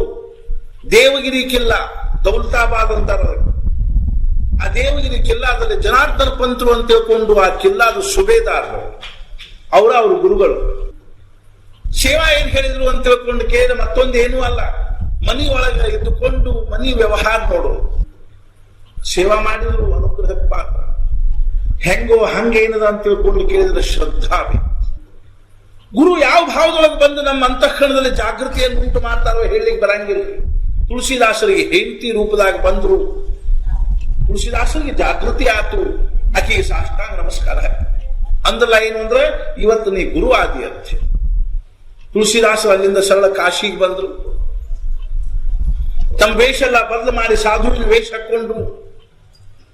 ಭಗವಂತ ನಾಮಸ್ಮರಣೆ ಮಾಡ್ಲಿಕ್ಕೆ ಹತ್ರು, ಸಾಧನೆ ಮಾಡ್ಲಿಕ್ಕೆ ಹತ್ರು. ದೀರ್ಘ ಕಾಲದವರೆಗೂ ಸಾಧನೆ ಮಾಡಿದ್ರು. ಭಗವಂತನ ದರ್ಶನ ಆಗಬೇಕು ಅನ್ನುವಂತಹ ಚಡಪಡಿಕಿತ್ತು. ಮಜಾ ಏನಾಗ್ತಿತ್ತು ಅಂದ್ರೆ ಪ್ರತಿ ದಿವಸ ಅವರು ಮುಂಜಾನೆ ಶೌಚಕ್ಕೆ ಹೋಗಿ ಬಂದು ಆ ಸಾಧುಗಳು ಇಷ್ಟಿಟ್ಟು ದೊಡ್ಡ ದೊಡ್ಡ ಕಮಂಡಲು ಇರ್ತಾವ. ಆ ಕಮಂಡಲದೊಳಗೆ ನೀರು ಉಳಿದಿರ್ತಿತ್ತು ಸ್ವಲ್ಪ, ಅದನ್ನ ಒಂದು ಗಿಡದ ಬುಡಕ್ಕೆ ಹಾಕ್ತಿತ್ತು. ಮಜಾ ಏನಿತ್ತು ಅಂದ್ರೆ ಆ ಗಿಡದೊಳಗೆ ಒಂದು ಪಿಶಾಚಿತ್ತು, ಒಂದು ಭೂತಿತ್ತು. ಇವರು ಹಾಕಿರೋ ನೀರಿನಿಂದ ಅದಕ್ಕೆ ಸಂತೋಷ ಆಗ್ತದೆ, ತೃಪ್ತಿ ಆಗ್ತದೆ. ಸತ್ಪುರುಷರ ಶೌಚಕ್ಕೆ ಹೋಗಿ ಬಂದ ನೀರಿನಾಗೂ ಎಂಥ ಸಾಮರ್ಥ್ಯ ಇರ್ತದೆ ನೋಡ್ರಿ, ಅದು ಪವಿತ್ರ ಇರ್ತದೆ. ಅದರಿಂದ ಅದಕ್ಕೆ ಏನಾಗ್ತಿತ್ತು ಅಂದ್ರೆ ತೃಪ್ತಿ ಆಗ್ತಿತ್ತು. ಅದರದ ಪೈಶಾಚಿಕ ಯೋನಿ ಅನ್ನುವಂಥದ್ದು ಮುಕ್ತ ಆಗುವಂತಹ ಸಂಭವ ಆಯ್ತು. ಅವಾಗ ಅದು ಅತ್ಯಂತ ಸಂತೋಷದಿಂದ ಇವ್ರ ಮುಂದೆ ಪ್ರಕಟ ಆಯ್ತು. ನಿಮ್ಮ ನೀರಿನಿಂದ ನಾ ತೃಪ್ತ ಆದೆ, ನನ್ನ ಜೀವನ ಮುಕ್ತಿ ಆಯ್ತು. ನಿಮ್ದು ಏನಾದ್ರೂ ಸೇವಾ ಮಾಡಬೇಕು ಅನ್ನೋ ಇಚ್ಛಾ ಅದ, ಏನಾದ್ರೂ ಹೇಳ್ರಿ ಅದು. ಅವಾಗ ತುಳಸಿದಾಸರು ಹೇಳಿದ್ರು, ನನಗೆ ರಾಮನ ದರ್ಶನ ಆಗ, ನನ್ನ ಮಾರುತಿ ದರ್ಶನ ಮಾಡಿಸು. ಹಂಗ ನೀವು ಹಿಂಗ್ ಮಾಡ್ರಿ, ನೀವು ಮಾರುತಿ ದರ್ಶನ ಆಗ್ತದೆ. ಮಾರುತಿ ದರ್ಶನ ಮಾಡಿಸ. ತುಳಸಿದಾಸರಿಗೆ ಮಾರುತಿ ದರ್ಶನ ಆಯ್ತು. ಅವಾಗ ತುಳಸಿದಾಸರಂದ್ರು, ನನಗೆ ರಾಮನ ದರ್ಶನ ಮಾಡಿಸು. ಮಾರುತಿ ಹೇಳ್ತಾ ಇದ್ದಲ್ಲ ಏನು ಅಂದ್ರೆ, ನನಗೆ ರಾಮನ ದರ್ಶನ ಮಾಡಿಸು. ಅವಾಗ ತುಳಸಿದಾಸರಿಗೆ ಮಾರುತಿ ಹೇಳಿದ, ನೀವು ಚಿತ್ರಕೂಟಕ್ಕೆ ಹೋಗ್ರಿ, ನಿಮಗೆ ದರ್ಶನ. ತುಳಸಿದಾಸರು ಚಿತ್ರಕೂಟಕ್ಕೆ ಬಂದರು. ಚಿತ್ರಕೂಟದಲ್ಲಿ ನಾವು ಮಂದಾಕಿನಿ ನದಿ ಅದ, ನಾವು ಚಿತ್ರಕೂಟಕ್ಕೆ ಹೋಗಿದ್ವಿ. ಬಹಳ ರಮ್ಯವಾಗಿರ್ತಕ್ಕಂಥ ಸ್ಥಾನದ ಮಂದಾಕಿನಿ ನದಿ ಅದ. ಆ ಮಂದಾಕಿನಿ ನದಿ ದಂಡಿ ಮೇಲೆ ಕೂಡ್ಬೇಕು. ತುಳಸಿದಾಸರು ಸ್ನಾನ ಮಾಡಬೇಕು, ಗಂಧ ತೇಕೋತ ಕೂಡ್ಬೇಕು, ನಾಮಸ್ಮರಣೆ ಮಾಡಿಕೋತ ಸ್ನಾನ ಮಾಡಿ ಹೋಗುವವರಿಗೆ ಒಂದೊಂದು ಬಟ್ ಹಚ್ಚಬೇಕು ಗಂಧ. ರಾಮನ ದರ್ಶನ ಎಂದಾಗ್ತದ ಅನ್ನುವಂಥ ಪ್ರತೀಕ್ಷಾದೊಳಗಿದ್ದಾಗ ಒಂದು ದಿವಸ ಇಬ್ರು ಅಗ್ನಿ ಕ್ಷತ್ರಿಯ ಕುಮಾರರು ತರುಣರು ಕುದುರೆ ಮೇಲೆ ಕೂತ್ಕೊಂಡು ಬಂದು ಸ್ನಾನ ಮಾಡಿದ್ರು. ತುಳಸಿದಾಸರ ಮುಂದೆ ಕೂತ್ಕೊಂಡು ಹೇಳ್ತಾ ಇದ್ದಲ್ಲ ಏನು ಅಂದ್ರೆ, ಬಾಬಾ ಚಂದನ್ ಲಗಾವ್. ಅವರಿಬ್ಬರಿಗೂ ತುಳಸಿದಾಸರಿಗೆ ಮುನ್ನಾ ದಿವಸ ಮಾರುತಿ ಹೇಳಿದ್ದ, ನಾಳೆ ನಿಮ್ಗಾರ ಭಗವಂತನ ದರ್ಶನ ಆಗ್ತದೆ. ಆದ್ರೆ ತುಳಸಿದಾಸರಿಗೆ ಕಲ್ಪನಾ ಬಂದಿಲ್ಲ. ಗಂಧ ಹಚ್ಚಿದ್ರು, ಅವರಿಬ್ರು ಹೋಗ್ಬಿಟ್ರು. ಮತ್ತೆ ಮಾರುತಿ ಕೇಳಿದ್ರು, ದರ್ಶನ ಆಗಲಿಲ್ಲ. ದರ್ಶನ ಆಗಿತ್ತು, ನೀವು ಕಳ್ಕೊಂಡ್ರಿ. ಮತ್ತೊಂದು 2 ದಿವಸ ಬಿಟ್ಟು ಮತ್ತೆ ರಾಮ ಲಕ್ಷ್ಮಣರಿಬ್ರು ಬಂದ್ರು ಕ್ಷತ್ರಿಯ ಕುಮಾರರ ವೇಷದಲ್ಲೇ. ಮಾರುತಿ ಅನಿಸ್ತು ಏನು ಅಂದ್ರೆ, ಇವತ್ತು ಇವರು ಫಸ್ಕಿ ಬೀಳ್ತಾರ ಅಂತ ತಿಳ್ಕೊಂಡು ಅನಿಸಿ ಒಂದು ಗಿಳಿಯ ರೂಪದಲ್ಲಿ ಮಾರುತಿ ಅದೇ ಗಿಡದ ಮೇಲೆ ಕೂತ್ಕೊಂಡು ಹೇಳ್ತಾ ಇದ್ದಾನೆ ಏನು ಅಂದ್ರ, ಚಿತ್ರಕೂಟಕ್ಕೆ ಘಾಟ ಪೇ ಭೈ ಸಂತನ ಕಿ ಹೈ ಭೀರ್, ತುಳಸಿದಾಸ ಚಂದನ ಘಿಸೆ ತಿಲಕ ದೇತ ರಘುಬೀರ್. ಚಿತ್ರಕೂಟದ ಘಾಟದ ಮೇಲೆ ಸಾಧು ಸಂತರ ಗಂಟ್ಲದ ತುಳಸಿದಾಸರ ಗಂಧ ತೇಯ್ತಾ ಇದ್ದಾರೆ, ಶ್ರೀರಾಮಚಂದ್ರ ಗಂಧ ಹಚ್ಕೊಳ್ತಾ ಇದ್ದಾನ ಅನ್ನುವಂಥ ಭಾವದೊಳಗ ಅಂದ ಕೂಡಲೇ ತುಳಸಿದಾಸರು ಆ ಭಗವಂತನ ನಮಸ್ಕಾರ ದರ್ಶನ ಆಯ್ತು. ಧನ್ಯ ಅನ್ನಿಸ್ತು. ಭಗವಂತಂದ ನೀವು ಮಾಡಬೇಕಾಗಿರೋ ಕಾರ್ಯ ಬಹಳದ. ನೀವು ಅಯೋಧ್ಯಕ್ಕೆ ಹೋಗ್ರಿ, ಅಲ್ಲಿ ರಾಮಾಯಣ ಬದಿದೆ. ತುಳಸಿದಾಸರು ಅಯೋಧ್ಯಕ್ಕೆ ಬಂದು ವಿಕ್ರಮ್ ಸಂವತ್ 1436 1631 ತುಳಸಿದಾಸರು ರಾಮನವಮಿ ದಿವಸ ಚೈತ್ರ ಶುಕ್ಲ ನವಮಿ ಮಧ್ಯಾಹ್ನ 12 ಗಂಟೆಗೆ ಶ್ರೀರಾಮಚಂದ್ರ ಹುಟ್ಟುವಾಗ ಯಾವ ಮುಹೂರ್ತ ಇತ್ತೋ ಅದರ ಮುಹೂರ್ತದ ಮೇಲೆ ರಾಮಾಯಣ ಬರ್ಲಿಕ್ಕೆ ಶುರು ಮಾಡಿದ್ರು. ಅಯೋಧ್ಯ ಕಾಂಡದವರೆಗೂ ಅಲ್ಲಿ ಬರೆದು ಆಮೇಲೆ ಕಾಶಿಗೆ ಬಂದರು. ಕಾಶಿಯೊಳಗ ರಾಮಾಯಣವನ್ನು ಪೂರ್ಣ ಮಾಡಿದ್ರು. ಆದ್ರೆ ಕಾಶಿ ಪಂಡಿತರಿಗೆ ಆ ರಾಮಾಯಣದ ಬಗ್ಗೆ ಸಹನೆ ಆಗ.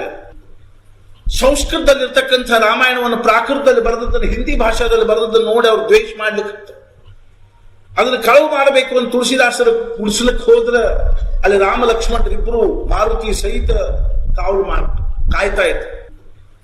ಹಿಂಗಾಗಿ ಅವ್ರಿಗೆ ಕಳವು ಮಾಡ್ಲಿಕ್ಕೆ ಆಗ್ಲಿಲ್ಲ.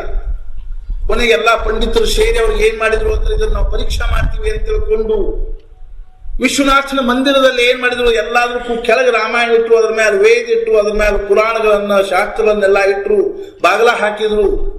ಮರುದಿವ್ಸ ಮುಂಜಾನೆ ತೆಗೆದು ನೋಡುದ್ರಾಗನ ಎಲ್ಲಾದ್ರ ಮ್ಯಾಲ ರಾಮಾಯಣ ಇತ್ತು, ಅದ್ರ ಮೇಲೆ ಸತ್ಯಂ ಶಿವಂ ಸುಂದರಂ ವಿಶ್ವನಾಥನ್ ಸಹಿ ಮಾಡಿದ್ರು.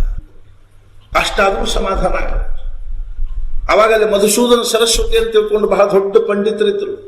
ಅವ್ರ ಕೈಯಾಗ ಕೊಟ್ಟರು, ನೀವು ನೋಡ್ರಿ ರಾಮಾಯಣ ಹೆಂಗಾಗಿದೆ.